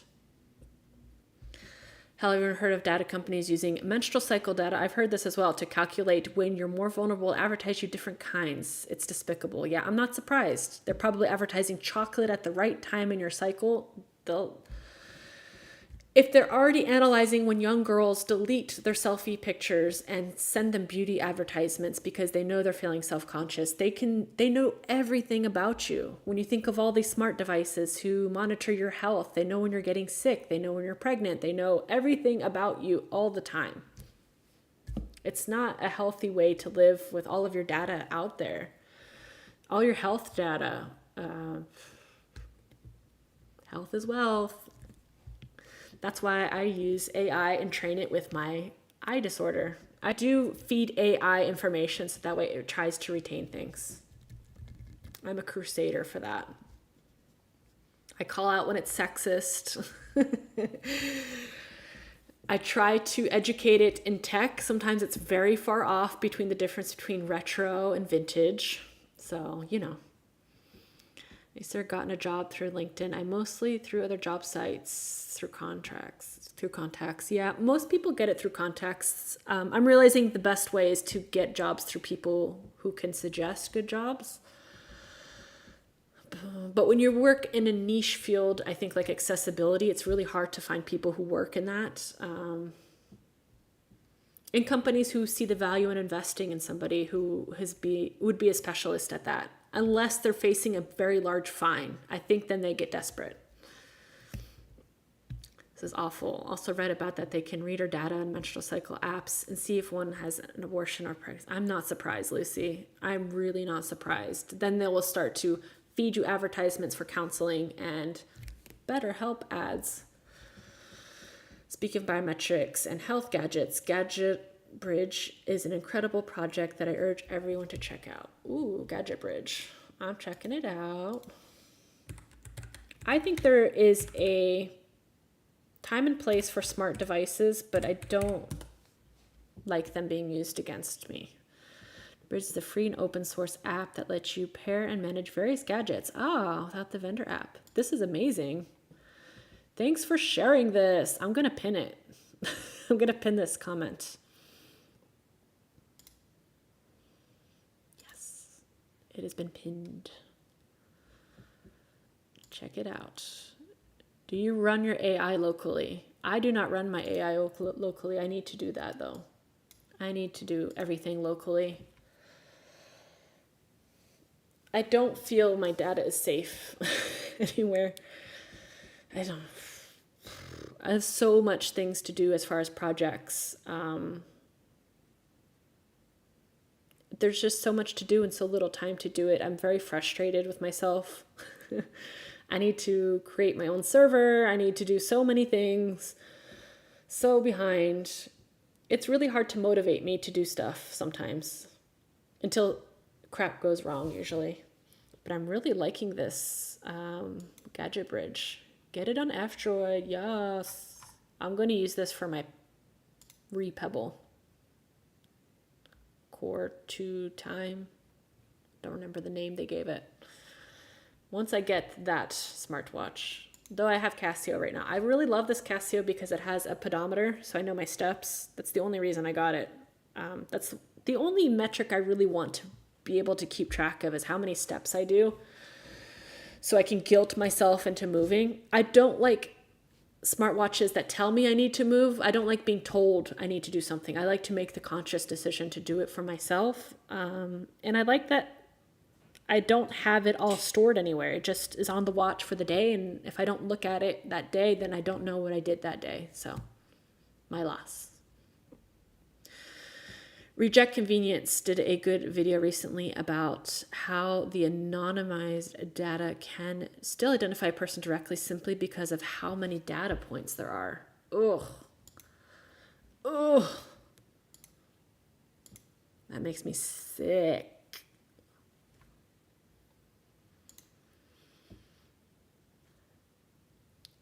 I need to look at that. Video reject convenience. I like that name. That's like a motto I have.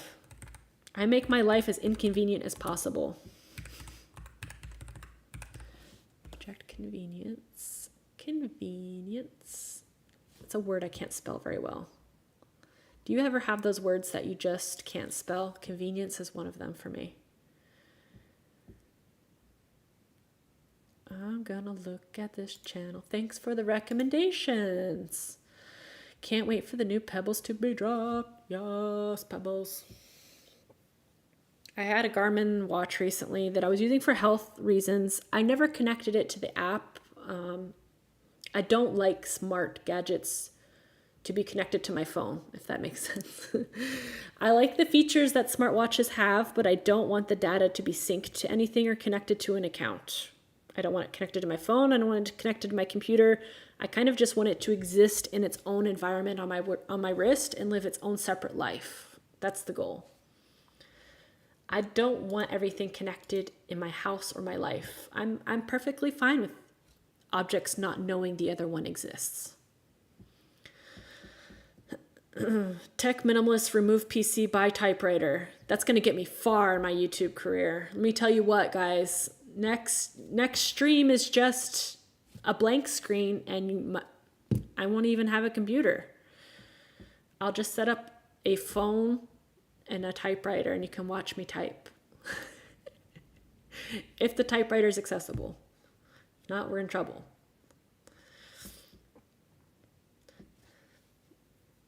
The worst part is there's so much difference between digital minimalist, tech minimalist, intentional tech users, and I don't know, I float between all these different categories. I feel that there's a lot of pressure for people to have a specific label, especially in YouTube. The YouTube algorithm loves when you put yourself in a box, so that way it knows what content to feed to people.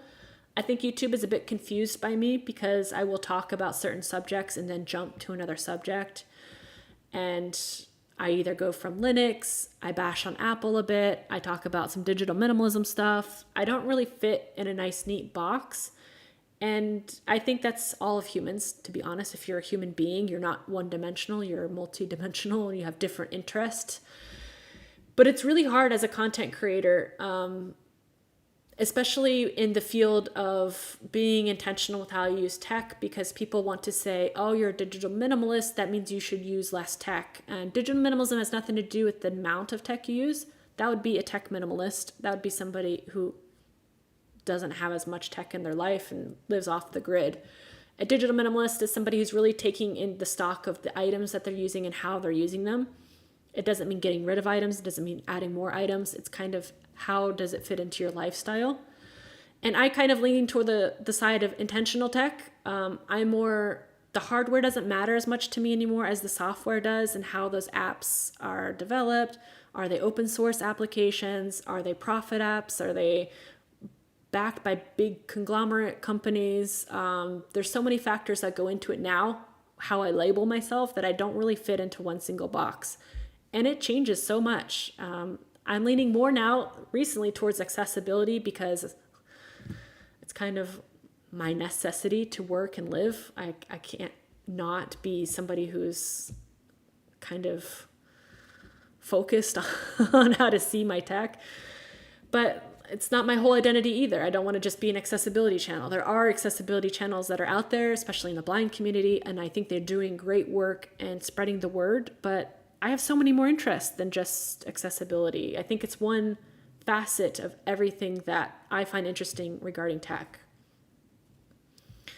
My personality is not the OS I use. I identify as my Linux distro. That's my whole identity. I'm Laura Fedora. Thankfully, I have disabled my watch history and all the data collection. Yeah, only watch my subscribed channels. Never miss a video. Yes. I like liquid glass. However, I'm not a fan of Apple Intelligence. I wish I could have one without the other. I've never used Apple Intelligence. I don't see the purpose. I don't use AI on my phones, period. Any phone. I don't use Gemini. I don't even use Google Assistant, Siri, any of that thing. I don't want, because I know that data is going to be used and I don't need it. I know I'm lazy, but I'm not that lazy. I can make a calendar event. I know it can be convenient for people who can't see, of course, to be able to call and to do things. I completely understand from accessibility perspective, these assistants have a lot of benefits and are quite damn useful, but I don't trust them.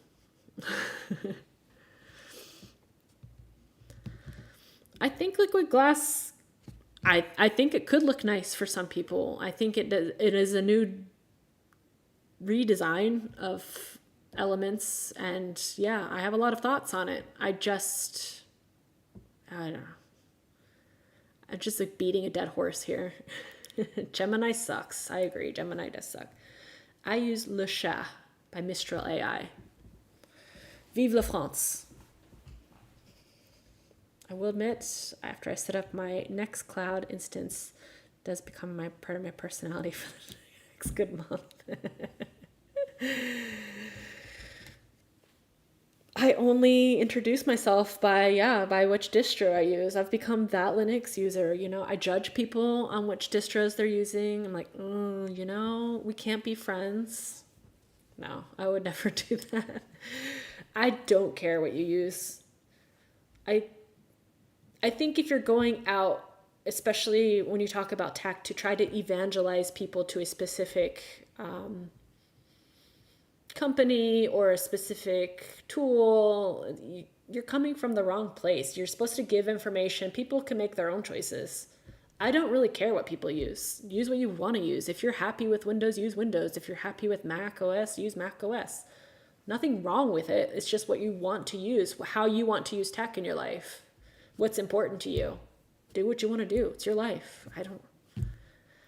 I'm not living next to you. My husband uses Windows 10. Have I tried to get him to go into Linux? Yes, of course. Does he want to? No, he doesn't want to. But do what you do. Wish Apple supported themes so liquid glass was an opt-in experience. I agree.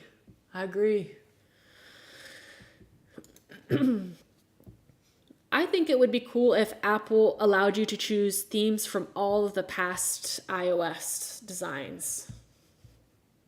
If you're like, you know what? I feel like going back to iOS 8 today. You should be able to do it. You should have access to all of those themes, all of those UI designs. But no, it's just a walled garden. No hope. Can we just bring back BlackBerry? I just want BlackBerry.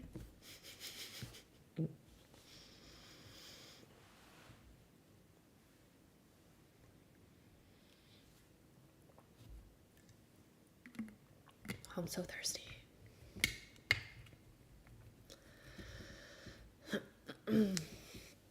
I've been watching a lot of overconsumption videos, probably for the past couple weeks, and I realized that I definitely fall in the category of collector for tech, for sure, and hoarder would probably be the more apt term. But every time I tried to stop buying things, it only makes me want to buy certain tech things more. And I realized that everybody has something that they probably like to purchase, whether that be shoes, bags, beauty stuff. Everyone has something. And I'm just letting myself have tech. I mean, I like tech. I resell tech. I buy old vintage tech. I love Blackberries. It's never going to go away. I've just come to accept my overconsumption of tech. I'm just one of those people who's just always going to consume it. It probably could be worse. I could be addicted to just Apple. First, I'd have to be rich for that. I could buy used Apple products, I guess, and just go down that rabbit hole. But I think there's just so many different companies and so many different things to test out. And then I get nostalgia sometimes, and that's dangerous. That's a dangerous overconsumption route. And then, yeah, then I just feel bad about myself. And then another phone arrives and everything is better. Spent all night yesterday looking at my vintage KitchenAid counter mixers. Oh my gosh, I love that. I spent a good few days on my BlackBerry Q5. I had SIM card in it. I was using it as my backup phone. I like using my old Blackberries, but then I come to realize like it's just not usable enough nowadays, as sad as that is, but I still bring them out. I still take care of them. I talk to them, you know. Like, remember when you were so useful and smart? Now you're just a silly little minimalist phone. Dolphin Mischel is based. Thank you, Laura. This is great live stream. Have a great day. Have a great day, Lucy. Over-consuming minimalist phones is ironic. Oh my gosh, yeah. I'm a walking contradiction, hypocrite, whatever you want to put out there. I hate big tech, but here I am making content on YouTube. What else can we say? I overconsume minimalist tech. I am, in my lifestyle, I would say I'm quite minimalist. I'm not somebody who buys an obscene amount of things. I don't buy decorations for my house. Everything that you see kind of behind me or around me is gifted to me. This was gifted as a paint from my mother-in-law. I do a lot of thrift shopping. I'm not somebody who's a massive overconsumer in general. I don't even drive, but I ride in a 20-year-old car.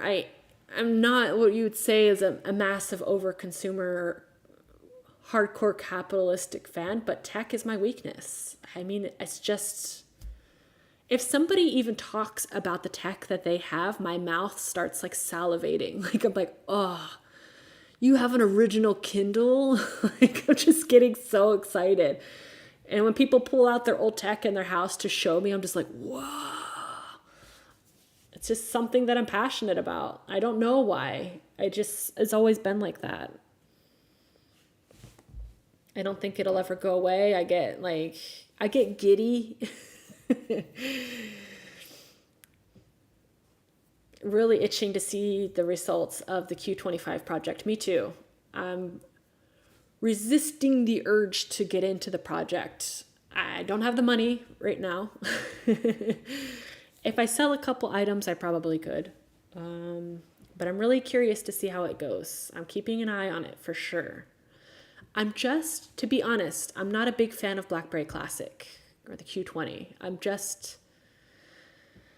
If I could do the Q25 project on the Q10, I would be sold. I'm just not a big BlackBerry Classic fan. I don't like that you can't access the battery. I don't like the feel of the device. I think it's a little bit too big for me. I don't know. I'm one of the rare BlackBerry fans who doesn't like that device. It's just not my favorite. It's not a bad device. I think the keyboard is excellent. I just don't like the feel of the device in the hands. It's better than the minimal phone. I'll give it that. My OG DS. I have my DS as well. I really love my Game Boy Color. It's my favorite Game Boy of all. I'm really not digging the Switch 2. Every time I see Nintendo release a new console or a new device, I'm just like, I really love the old ones. Why are we putting these new ones out? Speaking of retro and vintage tech, he's in the chat, returning retro.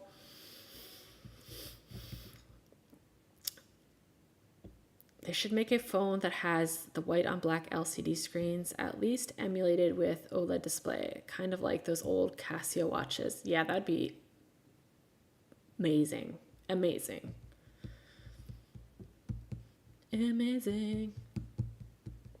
I love Casio. God, if I could have any sponsor for my channel, Casio would definitely be one. Do they even sponsor anybody? Can I reach out? I wish. I wish. It's just one of those companies. I guess I grew up with so many uncles and family members wearing Casio watches. It's just something that I was raised on, and I just love the look of a Casio. And living in a country where not many people wear them quite often, especially women, it's not really a feminine watch, we can say that, but it's super accessible.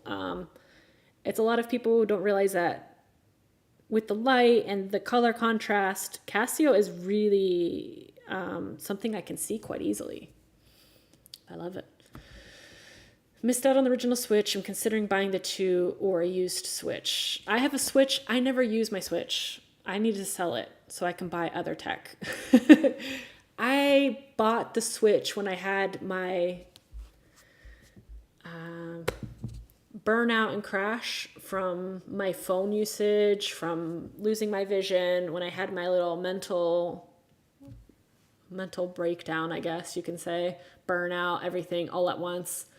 I thought the Nintendo Switch would bring me happiness like my Nintendo Color would, and it did not. Devices won't cure your mental health conditions. Hard lesson for me to learn. Still learning.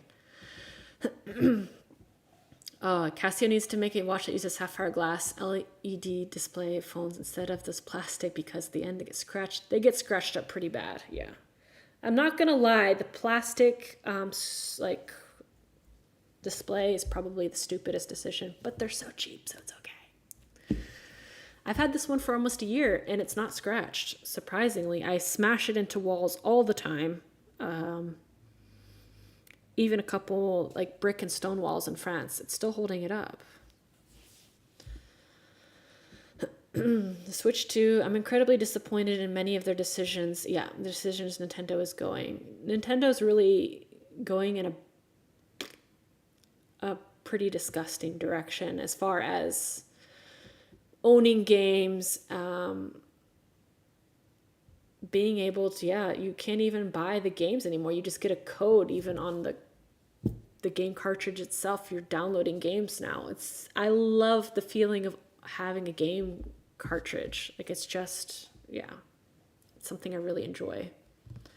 Bought a Switch in 2020, also barely used it. I bought it mainly for Animal Crossing. I really wanted it in 2020 for that. I'm not gonna lie. I was so jealous of everyone who had Animal Crossing. I never got Animal Crossing in the end, but in 2020, I really wanted it because that was the only way you could go out and see people. Though I like many other games, but they're so expensive. The games are really expensive. I think I bought Mortal Kombat because it is quite accessible. They did make an effort to make it accessible. I loved Mortal Kombat on Sega. It was like peak childhood experience. Besides Sonic, of course. Sonic and Tails, my favorite. But Mortal Kombat, I just loved it so much for its simplicity, and now it's gotten like to the point where it's just too much. Like they went too far with it, as far as trying to make it so storyline based, and I just want to fight people. I don't really care about the story behind it. My favorite, I guess, console besides like the portable consoles from Nintendo would be the Wii. I still have my Wii out. I used it for 2020 nonstop. I hate golf in general, but I love golfing on the Wii. I think it's just fantastic. Bowling. Wii golf is just a way to spend an evening. Let me tell you what. Nintendo still lets you buy physical games. I think the physical games, though, are still download codes. And then you barely pay Animal Crossing because a lot of the interesting things about it are surrounded in online play. Yeah, subscription wasn't something I was a high school student could afford regularly. Yeah, I did play Street Fighter. I love Street Fighter as well, too. I love fighting games. Love it. I need to check out the Mortal Kombat Legacy Collection that was just announced. What? Oh my god! I love Mortal Kombat. I love it. Love it.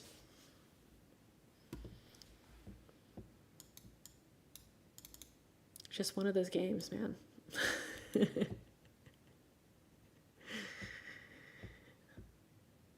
Nothing like a good way to get out your aggression fighting somebody in Mortal Kombat. Like, you know what? We're having an agreement, a disagreement. Let's bash it out in Mortal Kombat. Really considering buying an old Wii and modding it. People actually still make custom games for it. What? I need to get into that. I need to see the custom games for Wii. I really love the design aesthetic of the Wii. I think it is just, it's so modern looking still. It still looks like it could be released today. It's really the best design console, I think. I leave it out. I'm not even playing it. I leave it out for display because I just love the look of it that much. I just think it's beautiful. I like the controllers as well. I find that the Switch controllers, when you're playing on the TV, are just small. I just like the size of the Wii controllers. I just really love the Wii. I think it was really well done. I think if I had to get another console, it would maybe be an older PlayStation. I do like the old PlayStations. Even like PlayStation 2. I guess PlayStation 2 was my favorite PlayStation. I did like the original too, but PlayStation 2 is like, I guess Vice City is kind of what stuck in my head for that. So I would just get that in Vice City and drive around. Wouldn't do any missions. I just want to listen to the radio. That's the only reason I want it. The Wii was and will always be iconic. Yeah. The Wii, can't beat it. Can't beat the Wii. Now I'm going to hook up my Wii tonight. That's decided. I'm playing the Wii. What I like about all of the older consoles or even the Game Boys and things like that is that I got my son playing Game Boy. He plays Tetris mostly. He likes Tetris and some Pokemon pinball. But I just like introducing gaming to my son that's not connected to the internet and very basic. I don't know, it just teaches you some critical thinking and some logic skills without having to be flashy graphics and things like that. I think it's just an awesome gaming experience to start with as a kid. My son doesn't play with tablets or anything else, so he does play with my Game Boy, and I feel okay about that. I can say that screen didn't ruin me, so he can have that screen. Reminder to everyone, there are thousands and thousands of games out there, from the NES to the Switch. There's Sega, Microsoft, Sony competitors waiting to be played. Let's play old games. Old games are awesome. Jak and Daxter on the PS2 was so much fun.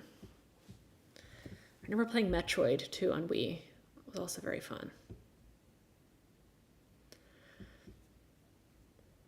The only Nintendo I had was Super Nintendo with an outdated copy of Family Feud. I had Super Nintendo. I hated Super Nintendo. I didn't have Family Feud. That would have been fun. I had another game. Oh, I don't remember what it was. It was so bad though. Super Nintendo sucked. Like, it really sucked. They failed. That was a failed console. I really hated it. God, Family Feud.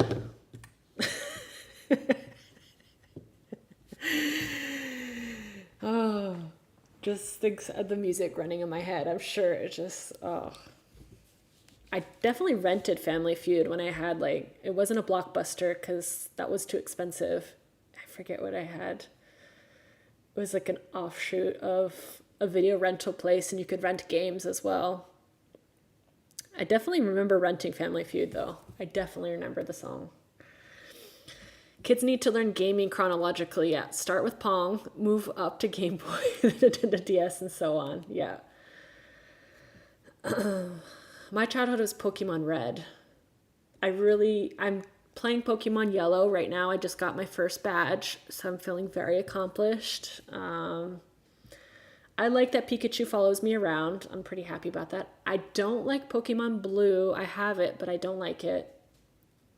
Pokemon Red was my first love, as far as coming from the Game Boy Color. That was my first ride or die. When I play Pokemon, I always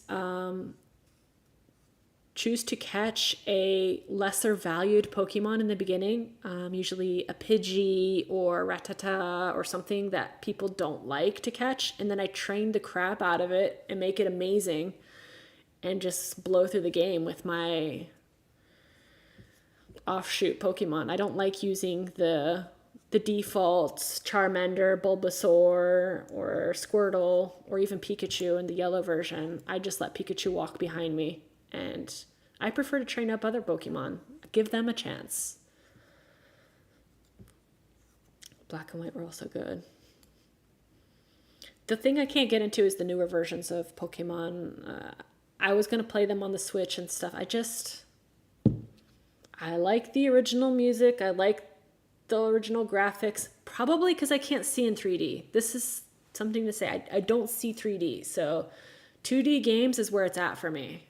I don't need fancy graphics. I don't need the best design. I don't need it to look realistic because I can't see realistic anyway. I live in The Simpsons. I live in the early 90s animation style. Like, I'm just there. Like, live in Beavis and Butthead world, I guess. I know. Simple, flat imagery works well for me, whether it be for shows, for games. I'm okay with that. I think that's why there's a great place for animation always, for people like me who just, I don't really care. You can have the most ultra HD 8K video. I won't be able to see it. It's still going to look like crap to me, so Pokemon is the only reason I want to switch. I remember playing Pokemon, what's the one where you take the photos on N64? Safari, maybe? Pokemon Safari?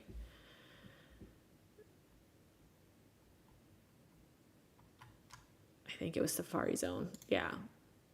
I do remember playing that on an N64. I never had a Nintendo 64. That was the console I went to friends' houses for. So I chose my friends based on the consoles they had. I had a friend that had an N64 and a Sega Genesis, so that was my best friend. My brother always had PlayStations, and then when Xbox came out, he got Xbox as well. And then my uncle had the original NES. He also had N64. He pretty much had every console, my uncle. So I always spent a lot of time playing with that uncle at that house because he had all the comic books, he had all the baseball cards, he had all the games that you could possibly ever want. Went there to play Duck Hunt all the time. Just awesome. Do you like platformers? What are platformers? What is platformers? Should I know what platformers is? Platformers.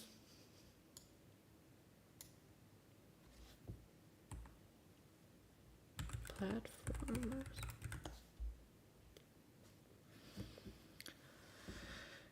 Platformers. Platformers games. Play crazy games. Platformer games, play online. Oh my gosh. This could be fun. Fun, fun, fun. Chill uncle. Everyone needs a chill uncle that's obsessed with games.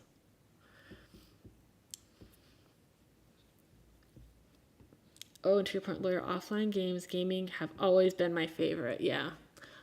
I'm not going to lie, I do like a good online game, but it has to be something like Skyrim or thinking about getting back into MMOs. Then I sound ultra uber geeky, and that's okay, but I do like the camaraderie of going in and like completing something in a group and like getting the loot. That's always fun. But that's something I usually play with other people with me as well as online at the same time. Like, it's something I used to play a lot with my husband and our friends and things like that. I should probably get into Dungeons and Dragons. I'm sure that would be fun. But in general, I don't play online games because people are not nice.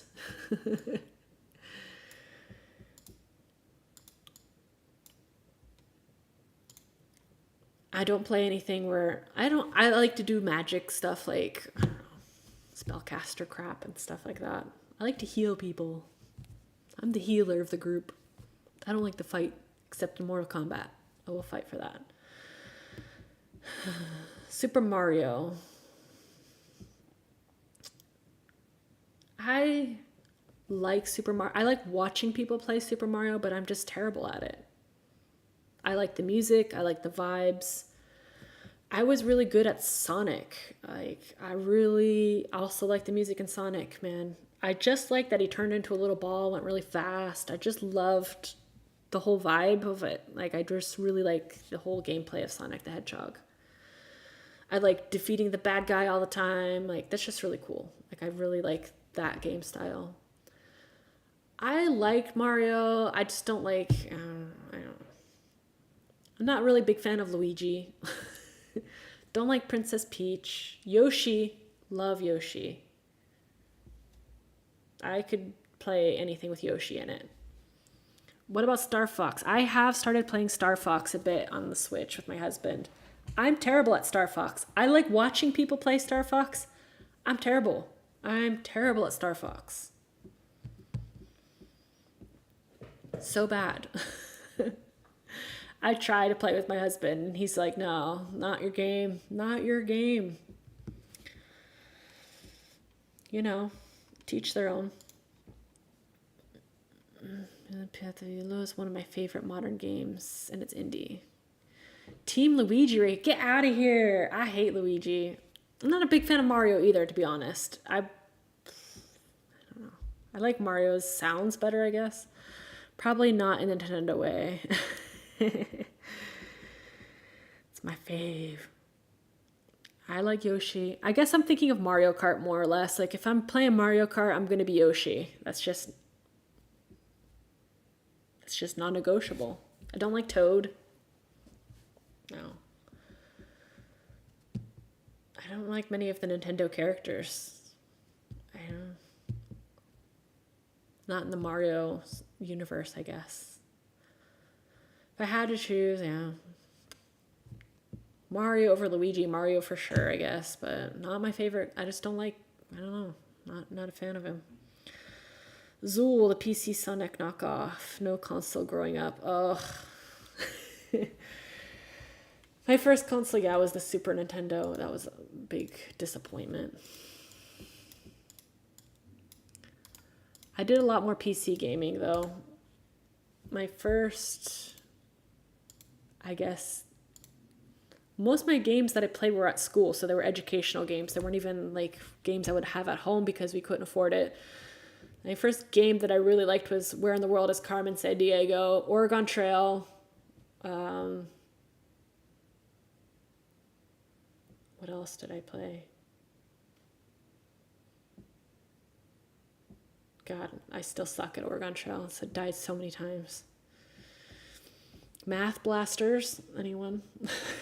Where you collect trash and do math problems. Also a fun educational game. When I really started getting into a lot of PC gaming, is once The Sims came out, that was kind of the route I went for a long time. I still love The Sims. I will never not love The Sims. I'm just terrible at playing it now. I feel like I've been out of it so long, I just can't do it. The newish Oregon Trail on Switch is pretty fun. I should try it. World Rescue, Math Rescue, that was my educational games. I think every country had their educational games. Oh, there was another one we were playing a lot for. Was it Civilization? I think in my history class we were playing Civilization. Like the OG one, it was really bad. What do you think if Netflix, Carmen... Oh, I haven't seen that. Why would they do Carmen Sandiego as a show, though? Like... Yeah. Oregon Trail, though, that was pretty good. That was a pretty good one. I like the Pioneer stuff though.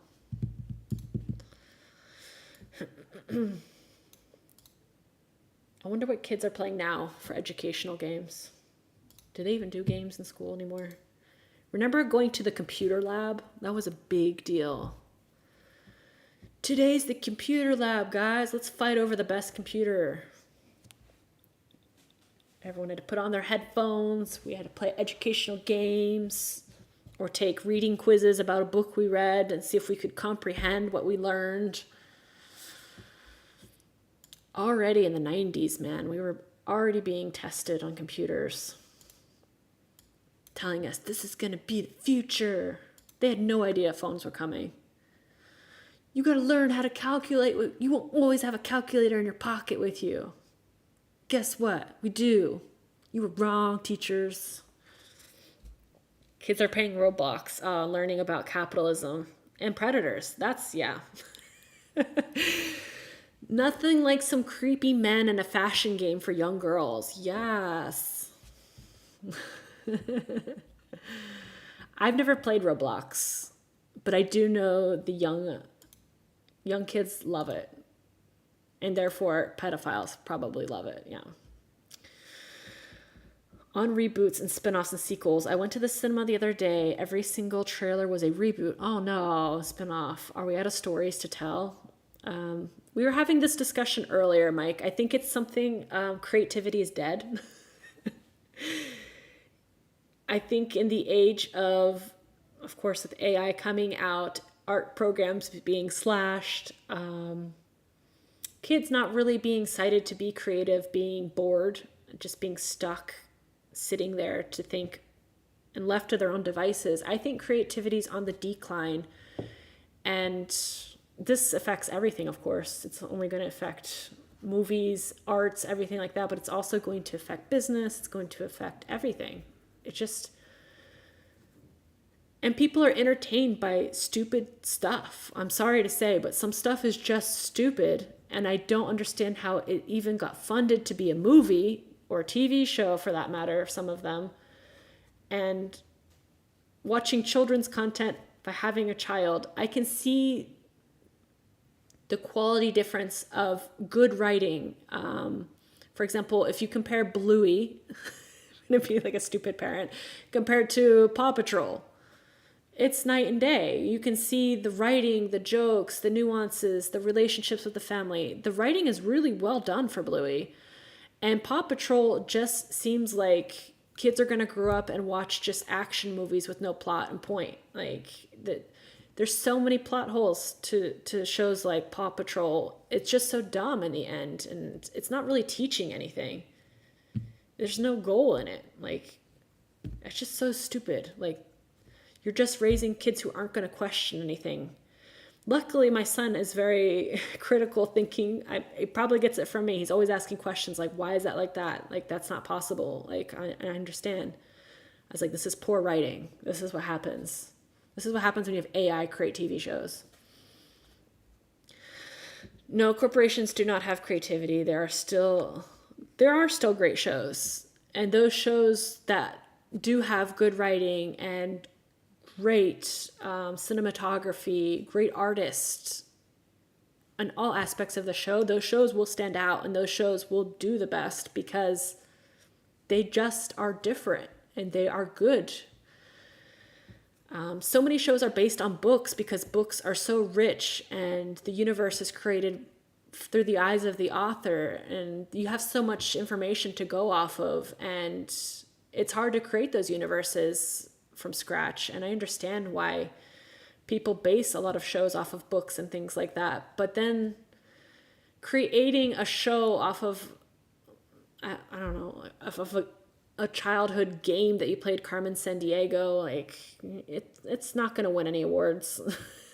It's like, I don't know. We're not out of stories. Big players, studios just don't know how to tell them today. Yeah, cool stuff. Independent scene, cinema, gaming, publishing, though. There are a lot of great independent works out there. I agree completely. For movies, games, amazing games. Great books, publishing, even great independent artists for music. There's so many They just don't get recognized. They don't get the exposure. And honestly, and some of these things that are really great shows and things like that are put behind a paywall. So even people who would want to see them can't afford to see them, and it's controlled, and that sucks. I think the arts should be accessible to a point to anybody. Big Brain Paw Patrol teaches submission to the authorities. You listen. And buy seasons of, God, the toys. Don't get me started on children's marketing. There's another hot topic. Should be illegal. Shouldn't be marketing towards children, but everyone does it. Everything is marketed towards children. Children have no ability to not listen to an advertisement. They physically can't not watch an advertisement. I've seen it. My son will watch the craziest advertisements, something, dentures or denture cream or something that he would never buy. He'll watch that ad and he will absorb it. It's insane. Kids are so susceptible to marketing. And these brands, of course, know it and take advantage of it. Makes me angry. The exception of Bluey, our kids watch pre-2010 shows. Yeah. There's not many good children's TV shows. My son watches a fair bit of Peppa too. We like some Peppa Pig. I like Peppa Pig, I should say. The shows we watch are the shows I like to watch. I hate Paw Patrol. I love Bluey. I love Peppa Pig. Watch some old childhood TV shows. I used to watch a lot of old cartoons as a kid. I watched a lot of probably violent and weird, but I did watch Betty Boop a lot as a kid. I liked it. I liked the musicality of it. Watched a lot of Wile E. Coyote, Looney Tunes. Quite violent, but entertaining as a kid. Owl House is also a good modern show. There's also another one too. There's a couple ones on Netflix, but I don't have Netflix anymore, so I think it's there's a couple good ones. In general though, not big investments besides, I mean, honestly, it feels like toy companies are backing a lot of TV shows, so that makes sense, I guess. Captain Planet. Yes. Oh my gosh. Yeah, I need to dig out Captain Planet. Arthur. Gosh. Yeah. Arthur, Franklin, Little Bear. The classics. Yeah. Time to go digging through the childhood archives. I watched some really gruesome stuff that feels like as a kid on Nickelodeon. Like Ren and Stimpy, Rocco's Modern Life. Everything was just gross in the 90s. It felt like stuff was just nasty at some points. Like I don't know why my parents let me watch what I watched, but yeah. A lot of Rugrats, things like that. I think I didn't watch all that though until I was after I got cable. I didn't have cable for the first, I want to say I didn't get cable until I was like 8 or 9 maybe. So yeah, didn't watch all that stuff until I was a little bit older. I only had the antenna with the free channels for most of my childhood, and I watched mostly cassettes, VHS, I should say. Yeah. Bought all of my cartoons from the grocery store bin and rewatched the same tapes 100 times. Recess, Hey Arnold, DuckTales, Rugrats. I loved Hey Arnold, man. I really liked Hey Arnold. It was good stuff.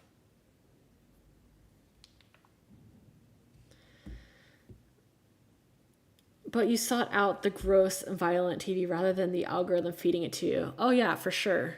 Yeah. I sought out that stuff. I definitely snuck and watched some Beavis and Butthead when I was far too young. Daria.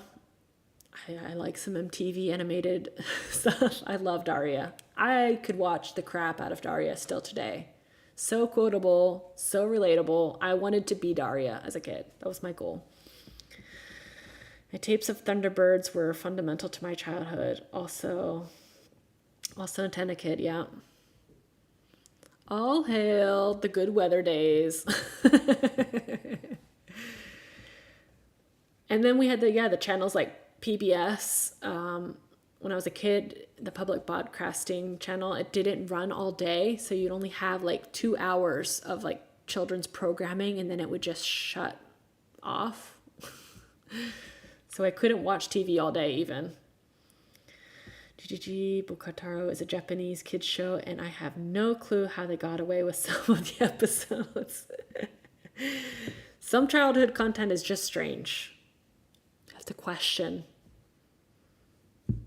Especially some of the older Looney Tunes and stuff. It's pretty violent and just plain racist. I love Speedy Gonzales though. God. Such a lovable Mexican mouse. I hated Bugs Bunny though. I don't know what it was. I just couldn't stand him. I was always hoping that he would get like shot by Elmer Fudd. Not gonna lie. Avatar, The Last Airbender, childhood show. The nostalgia is strong here. Oh my gosh. Started out as like, I love how my live streams just evolve into random topics. Now we're just on childhood nostalgia TV shows. Beautiful. I was thinking of the sitcoms and that style of TV show, how fundamental they were in our childhoods. And I could still watch a sitcom today and just, I don't know, I like the feeling of like, there was always the same flow of every show, like the quip of the crazy uncle and like the music, how it would go up. They would have some drama and then it was resolved. Like everything was resolved. There was no like really big cliffhangers in those shows. I really love Saved by the Bell. And then I saw recently that Mr. Belding, which is the principal, in that show, he's 37 or 38 years old, the same age as me. I'm like, no, Mr. Belding, he had to be like late 40s, maybe approaching 50. No, he was in his 30s. I'm the same age as Mr. Belding now. Like, I'm that old. Oh my gosh. It felt like people didn't age the same as they do now. I think that's probably because of social media and the pressures to all look the same. I don't know. I just feel like people looked really old, but maybe that was the style. They were saying recently too, I saw a study saying that even probably from the early 2000s until now, that even fashion and style hasn't really changed that drastically compared to, for example, growing up in the 90s and we would see somebody from the 70s or even the 80s, they would look crazy, like outdated and funny looking. And nowadays when you see something, I don't know, from when I was in high school, it doesn't look that crazy outdated. But I remember looking at my parents' photos from their wedding in the 70s when I was in the 90s and being like, oh my gosh, what millennia was that shot in? Because that looks so crazy. Like the hair, the style, the mustaches, the flared pants for men. Like the styles were so different. It feels like now everything's kind of homogenized to a way that we don't really have too much defining things. The only thing that you can really differentiate the different time periods is tech. When you see older tech, you're like, okay, yeah, that's from the early 2000s, hands down. But otherwise, you can't really pinpoint like the time periods now. It's crazy. it's, yeah, I could see pictures from my high school or even my scrapbooks from when I was a teenager. And I think that could be easily applicable to a teenager nowadays at some points. Like the styles aren't that crazy. The hair is not that insane like the 80s or like the 70s or even the 60s. There's so many defining traits of those decades that it really just stands out. You can just say, wow, that's the 70s. And nowadays you're just like, well, that's could be anything from the past 20 years, except if you see an old flip phone, then you're like, okay, I know when that is. Forrest Gump came out closer to the moon landings. Oh my gosh, don't tell me that, Mike. I love Forrest Gump though. God. What an amazing movie. One of the episodes of Katara, the CEO who bullied employees, got sent straight to hell. There's also an episode of Suicide. Oh my gosh. That's a harsh show, man. Japanese aren't messing around.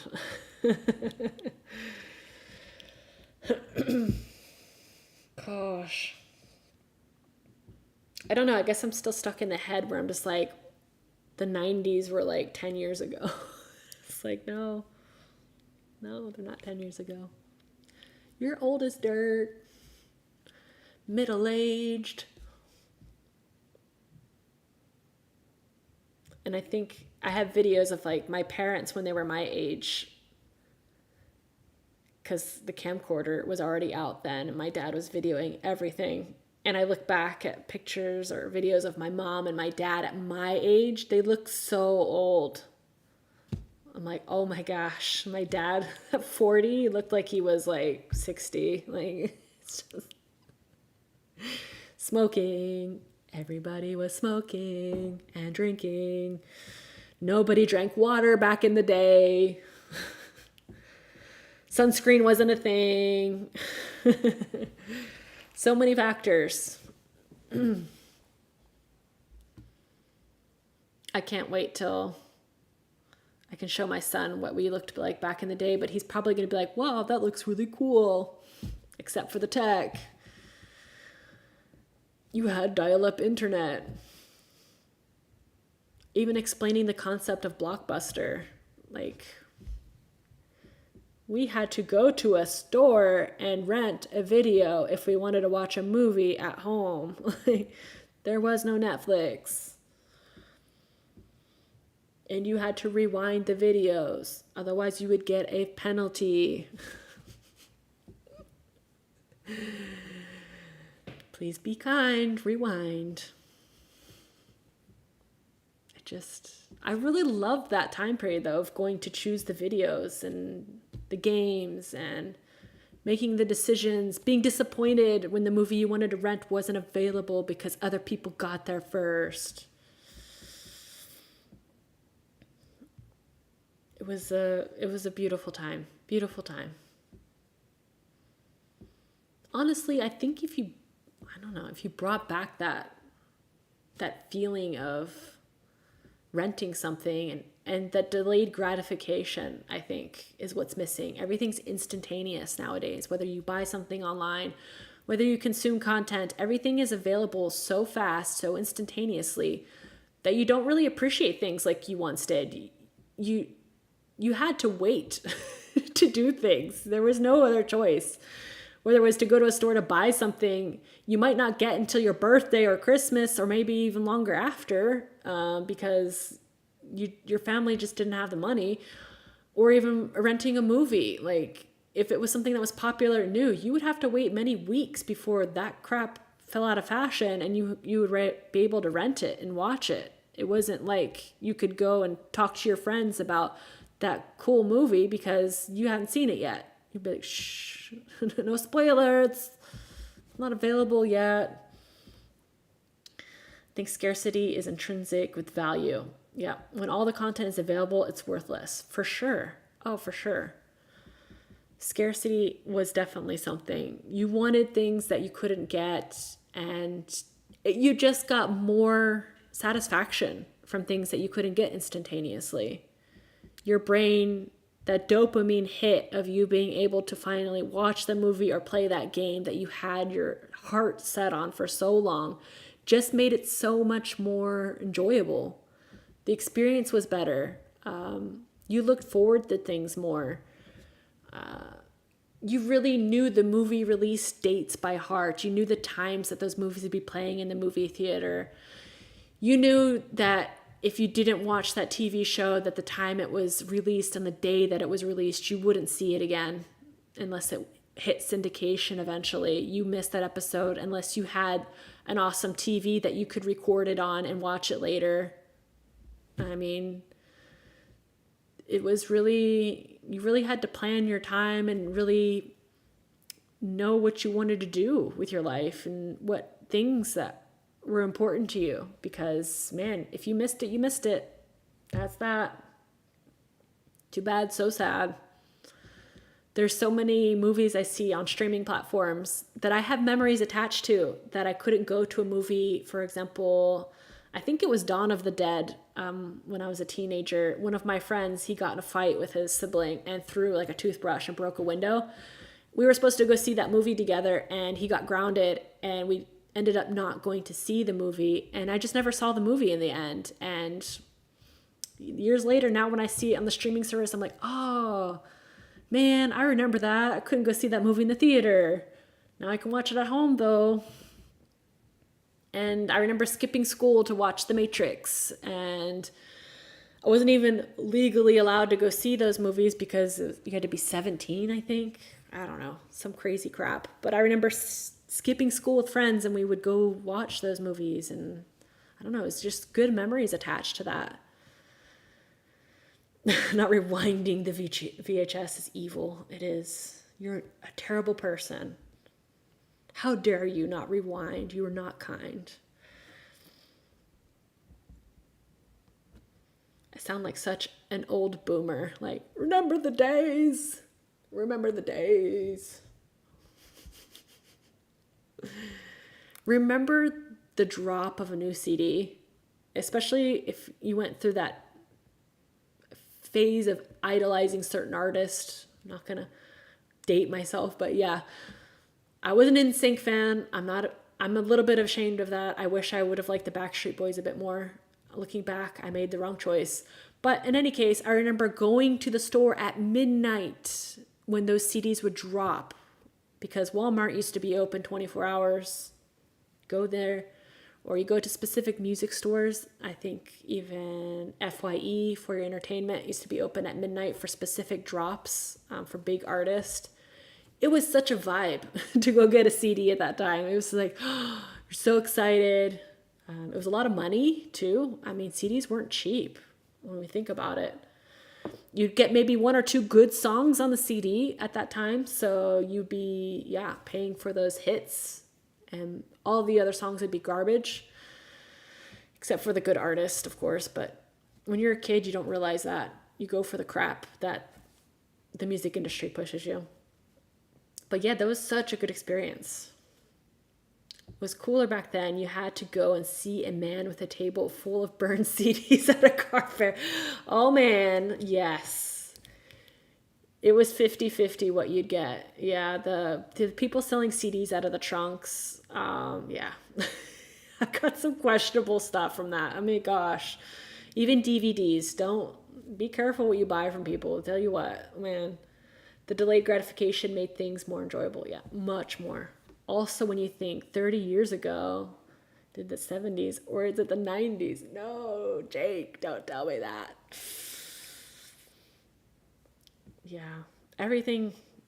I feel kind of today, especially with the younger kids, I understand why they're maybe more depressed or more anxious and kind of just not enjoying life as much because the joy is kind of sucked out of everything when you can get it so fast and everything, again, is instantaneous. You don't have to wait. There's not that learned skill of, okay, I'm not going to get this right away and I'm probably going to either A, have to save up for it or B, like maybe put it on layaway. Remember layaway?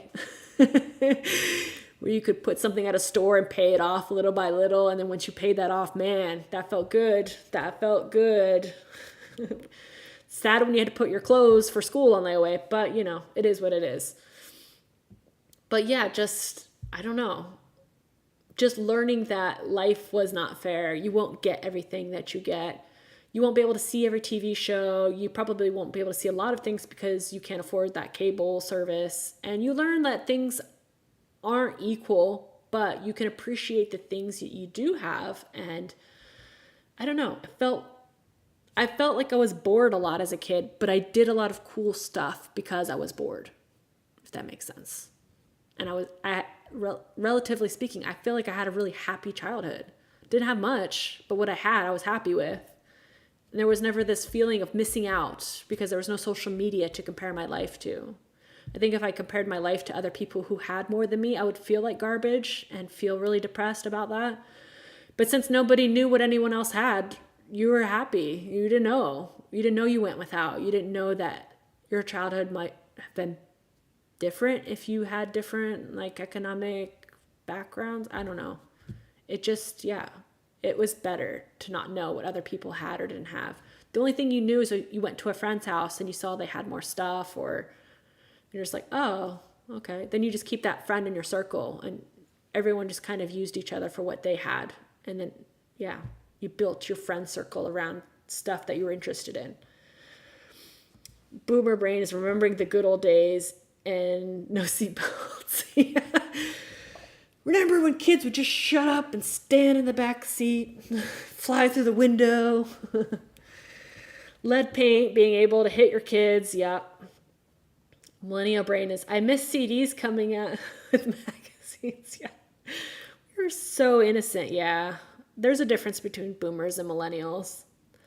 I was thinking about magazines today. I remember being so excited about magazines and cutting them out, making a collage, putting the pictures on the walls. Now kids don't do that. They just like Instagram pages or follow celebrities on social media. It's not the same.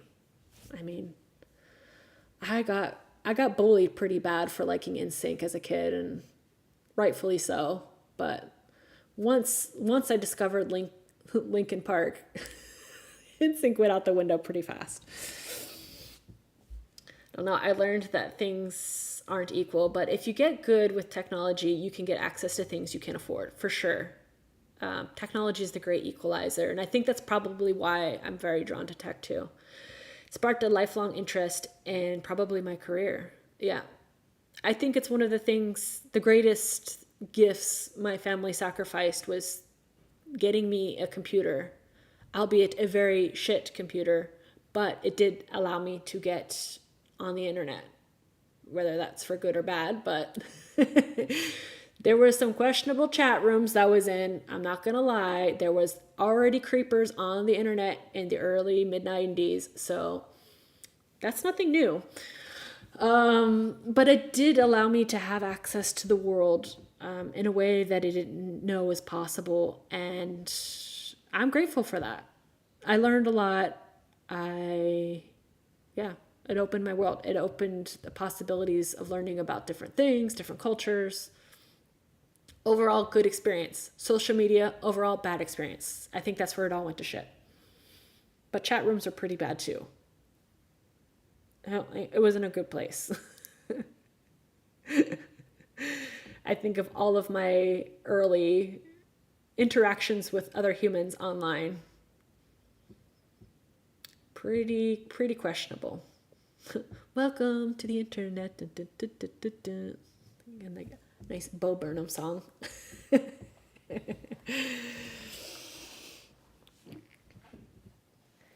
Wasn't all rainbows and sunshine, even back then. I just remember all the old websites, all the good old HTML. I mean, some American sites are still like that. If you look at some old government sites in the US, they're rocking some pretty interesting designs. All those awesome 90s websites. Man, were they good. Man. I would almost think it would be a great April Fool's joke for, I don't know, just for a company to go back to that old ass design. Just for a day to confuse people. Amazon just reverts to its original design. People are like, what's going on? There's nothing on here that works. Did you ever meet up with anyone you met online? Genuinely surprised I didn't end up in a back of a van. I met my husband online, Mike. I met my husband off of MySpace. What was I thinking? I could have died. I could have been killed, murdered, ended up in a ditch. I can't even wrap my head around how I didn't die meeting people. I've met people online, yes. As a teenager. As a young child, no. Some creepers definitely try to be predatory and get me to meet with them. It was definitely the vibe in a lot of chat rooms. Children's chat rooms. I'm going to put that out there. I was not in an adult chat room. Neopets. I was a Neopets person. Oh my God. Like Neopets. There are some government sites in the UK that are closed after business hours. It's adorable. I love that. Yeah, I definitely look back at my early days on the internet and am thankful to be alive. Thankful to be alive. Didn't get abducted, put in a van, didn't end up dead in a ditch. Yeah, but I did meet my husband online. Met on MySpace. Still together. Married for 15 years, been together for 18 years. So that's before people were catfishing, though. I want to preface that. People didn't know how to lie as good back then. I don't think I would date anybody online nowadays. I don't believe anything I see online. But back then, there were some honest people. There were more honest people then than there are now, for sure.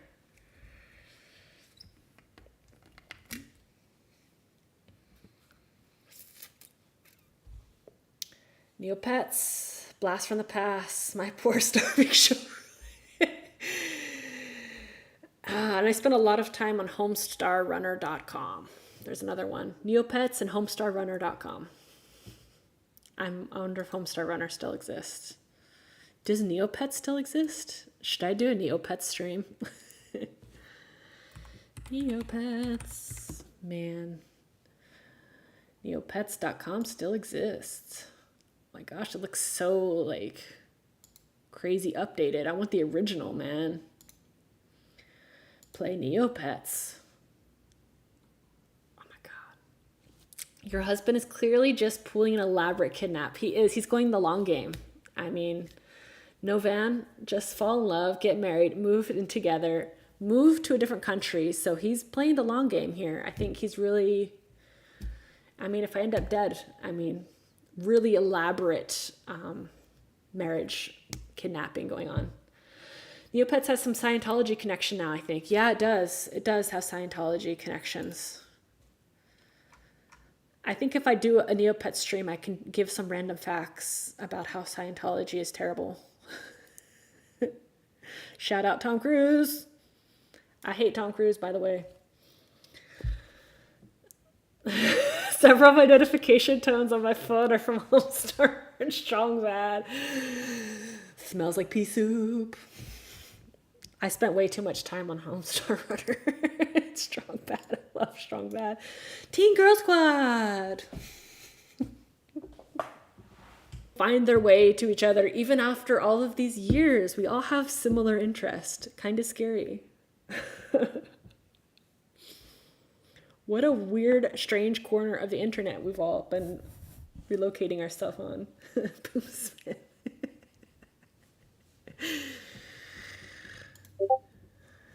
My gosh.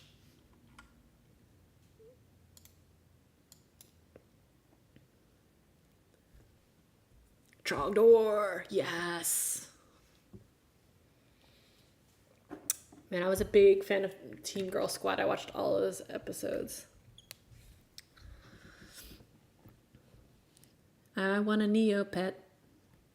Do you think they're going to convert me to Scientology? What's another one that was... There was like an online game that you could play to, was it Hublot?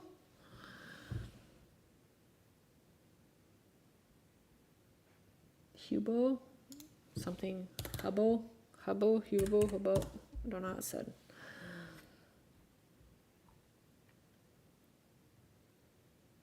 I don't know. My brain is like... Man, yeah, my Neopets definitely all died. I'm cringing to think of the email I used to sign into all of these things. I wonder how much that's been hacked.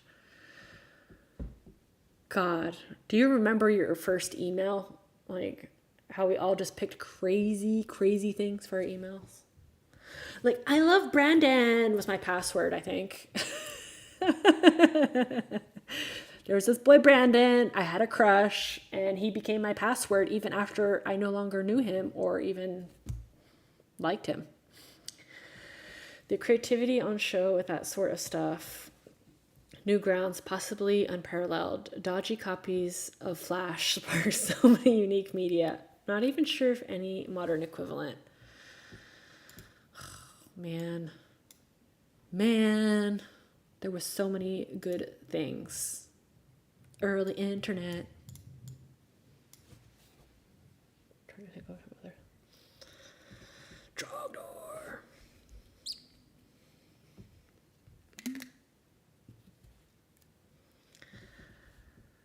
I'm definitely gonna watch some Homestar Runner now. It's gonna be my evening. What games did I play? I did a lot of like. I'm not gonna lie, I got into some kind of like old people online like bingo kind of games, and one of them was Slingo. It was called Slingo. It was like bingo with slot machine style things.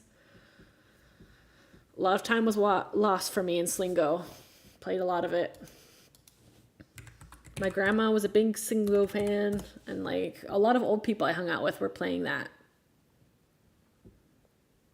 Slingo. It still exists. Oh my gosh.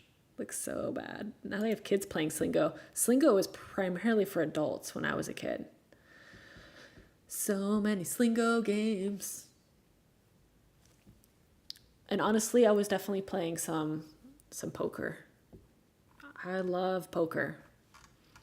I was raised by a bunch of gambling addicts, so definitely playing that. New stream coming up where Laura slides into degenerate gambling. Oh, YouTube would kick me out. I'm not allowed to do gambling. I could be sponsored by so many high-paying sponsors. I gotta go on Party or something like that. Get sponsored by Steak. They give a lot of money. YouTube does not like the gambling, guys.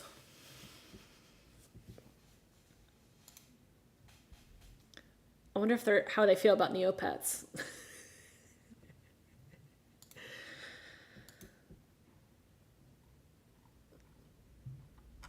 What are some other old games? Like the backyard games too, the backyard baseball, the backyard basketball, all of those old games.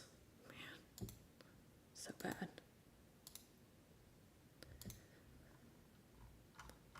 Like some gambling.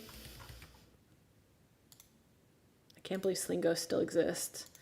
It's amazing that some of these sites still exist.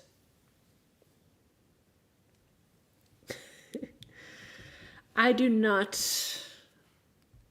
condone gambling. I don't think gambling is a good thing. I think there's a way to gamble responsibly, as crazy as that sounds. Don't gamble with money. Don't use money to gamble. I know that's the exciting part about gambling, but if you like the sport of gambling, there are ways to play without playing with real money. Or there used to be. Maybe not anymore. You can still get that dopamine hit of winning with not real money. As an addict, I can confirm. 1990s life pro tip. Open lots of things on your computer. Slow it down. Get an advantage. And America Chase. Ever play Bubble, Trouble, or Motherlode? Gamble with friends. Don't ever gamble with a house. Yeah, there's so many pro gambling tips. I don't even gamble with friends. I gamble with my family because gambling can bring out the worst in people. And at least family, like, you're stuck with those people. So even if you get mad in a game or gambling, like, we've gotten so many fights, my family, playing poker. You forget about it. Once the game's over, it's over. But with friends, like, some people get, like, I know if I brought my friends over to play with my family, they're still hurt about what my family would say. My family gets nasty when they play games, not just poker or anything else. Uno, Monopoly will start a brawl. Any game that involves my family will inevitably end in a fight. We're all so competitive over stupid stuff. And the worst is my mom. She's the worst person to play any game with. She makes everyone cry. I'm used to it. I can fight back, but I feel bad for my nephews. They can't play with my mom. She's nasty when it comes to Uno. Nobody wants to play with her. Who gets a fight over Uno? My mom. She's just terrible. Can never properly gamble. Match betting basically got me through college, though. Yeah, I usually just stick with the match bets. I don't go crazy all in, trying to read people, bluffing. I'm pretty conservative when I play poker. I'm not crazy. When I play for free online, sure. Monopoly was designed to be infuriating. Monopoly was designed to,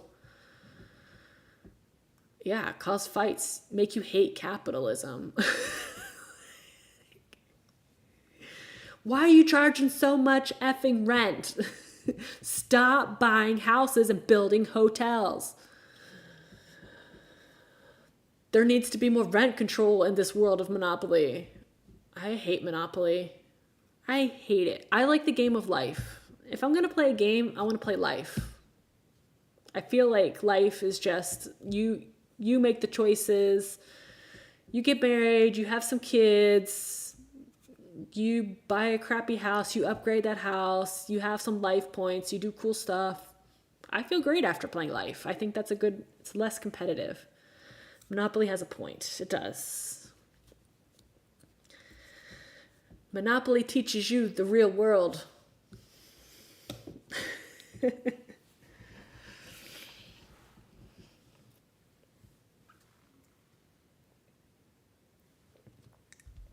Monopoly teaches you to be Donald Trump.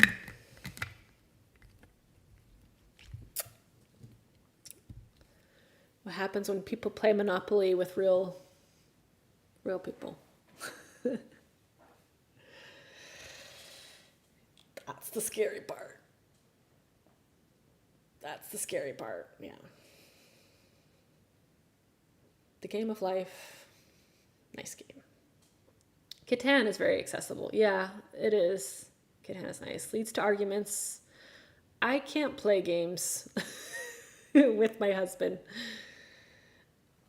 He's not competitive. He's super nice and he's super not competitive. He'll let me win or be super gentleman about it. And I want people to fight with. I want people to try to cheat. My son is really good at trying to cheat. It's a fun game. It's so funny watching a kid learn the art of gaming. Steal my damn sheep, steal my resources.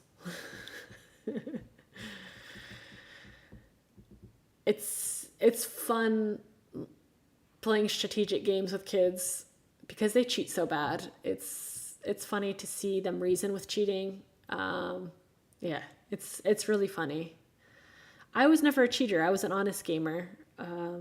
I had friends that cheated pretty bad, and I got into really big friendship brawls over that as a kid. I don't like cheaters, but I like playing with people who try to cheat. I think it adds an element to the game. I doubt Trump even passed high school economics class. Yeah. I don't know about you in economics, but our economics class was, we had to play buying stocks and running like seeing how we could invest fake money and if we could make any money. And then we all realized that we were too poor to understand how the stock market worked and we all lost money. I definitely feel Trump would have failed that. There's no way he would have passed any class in my high school, let alone economics. I can't picture him passing anything. Like, I don't. It's probably one of those kids where the parents just paid for him to go through school, give a nice donation. Just let him go. Let him go. I've graduated with people who couldn't read, so I can see how people like Trump could get through school. You should be trying playing cheap. Bullshit. I play bullshit, yeah. There's a lot of bullshit playing, and I bought regular cards for playing stuff like that, for sure. Trying to cheat is an active part of a game and good to learn a little deception. I think it's good, yeah. I definitely should play bullshit with my son. War as well. That was also a good time waster as a kid. Teach him about numbers. He's learning numbers. So I can teach him about war in the card sense. I completely forgot about bullshit.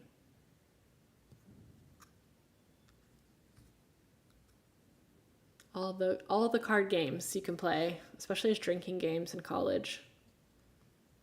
What do kids do in college now? I don't think people drink as much anymore, which is probably good. But then they're addicted to social media and online content instead, so that's not as great. I don't know what's going to be the result of all of this. Our economics class was mostly math and taxes. Oh, that's really good. I think they should teach more of that. More tax classes. Some economics theory. One kid that had to bring up a certain German philosopher.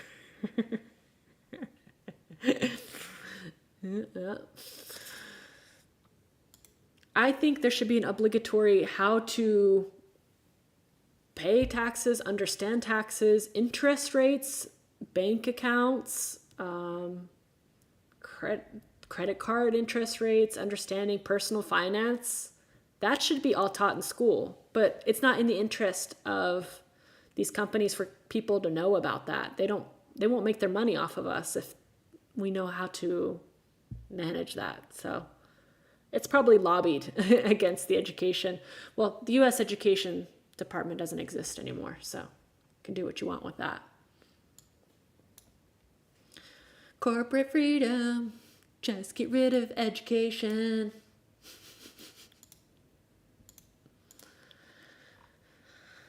Oh man. Well, with that being said, I'm going to end the stream. It's been going on for a long time now. This is probably my longest stream now. Holy cow. I got to pick up my son.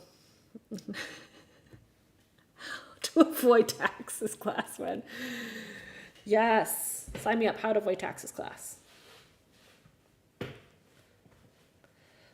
Gonna talk about fiscal paradise.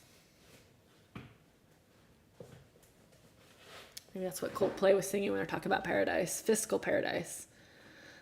Calculate return on investments for business. Never gotten index numbers. My God, your economics class was very thorough. Mine was awful. I did go to school in Florida though, so Florida education is the worst in the nation.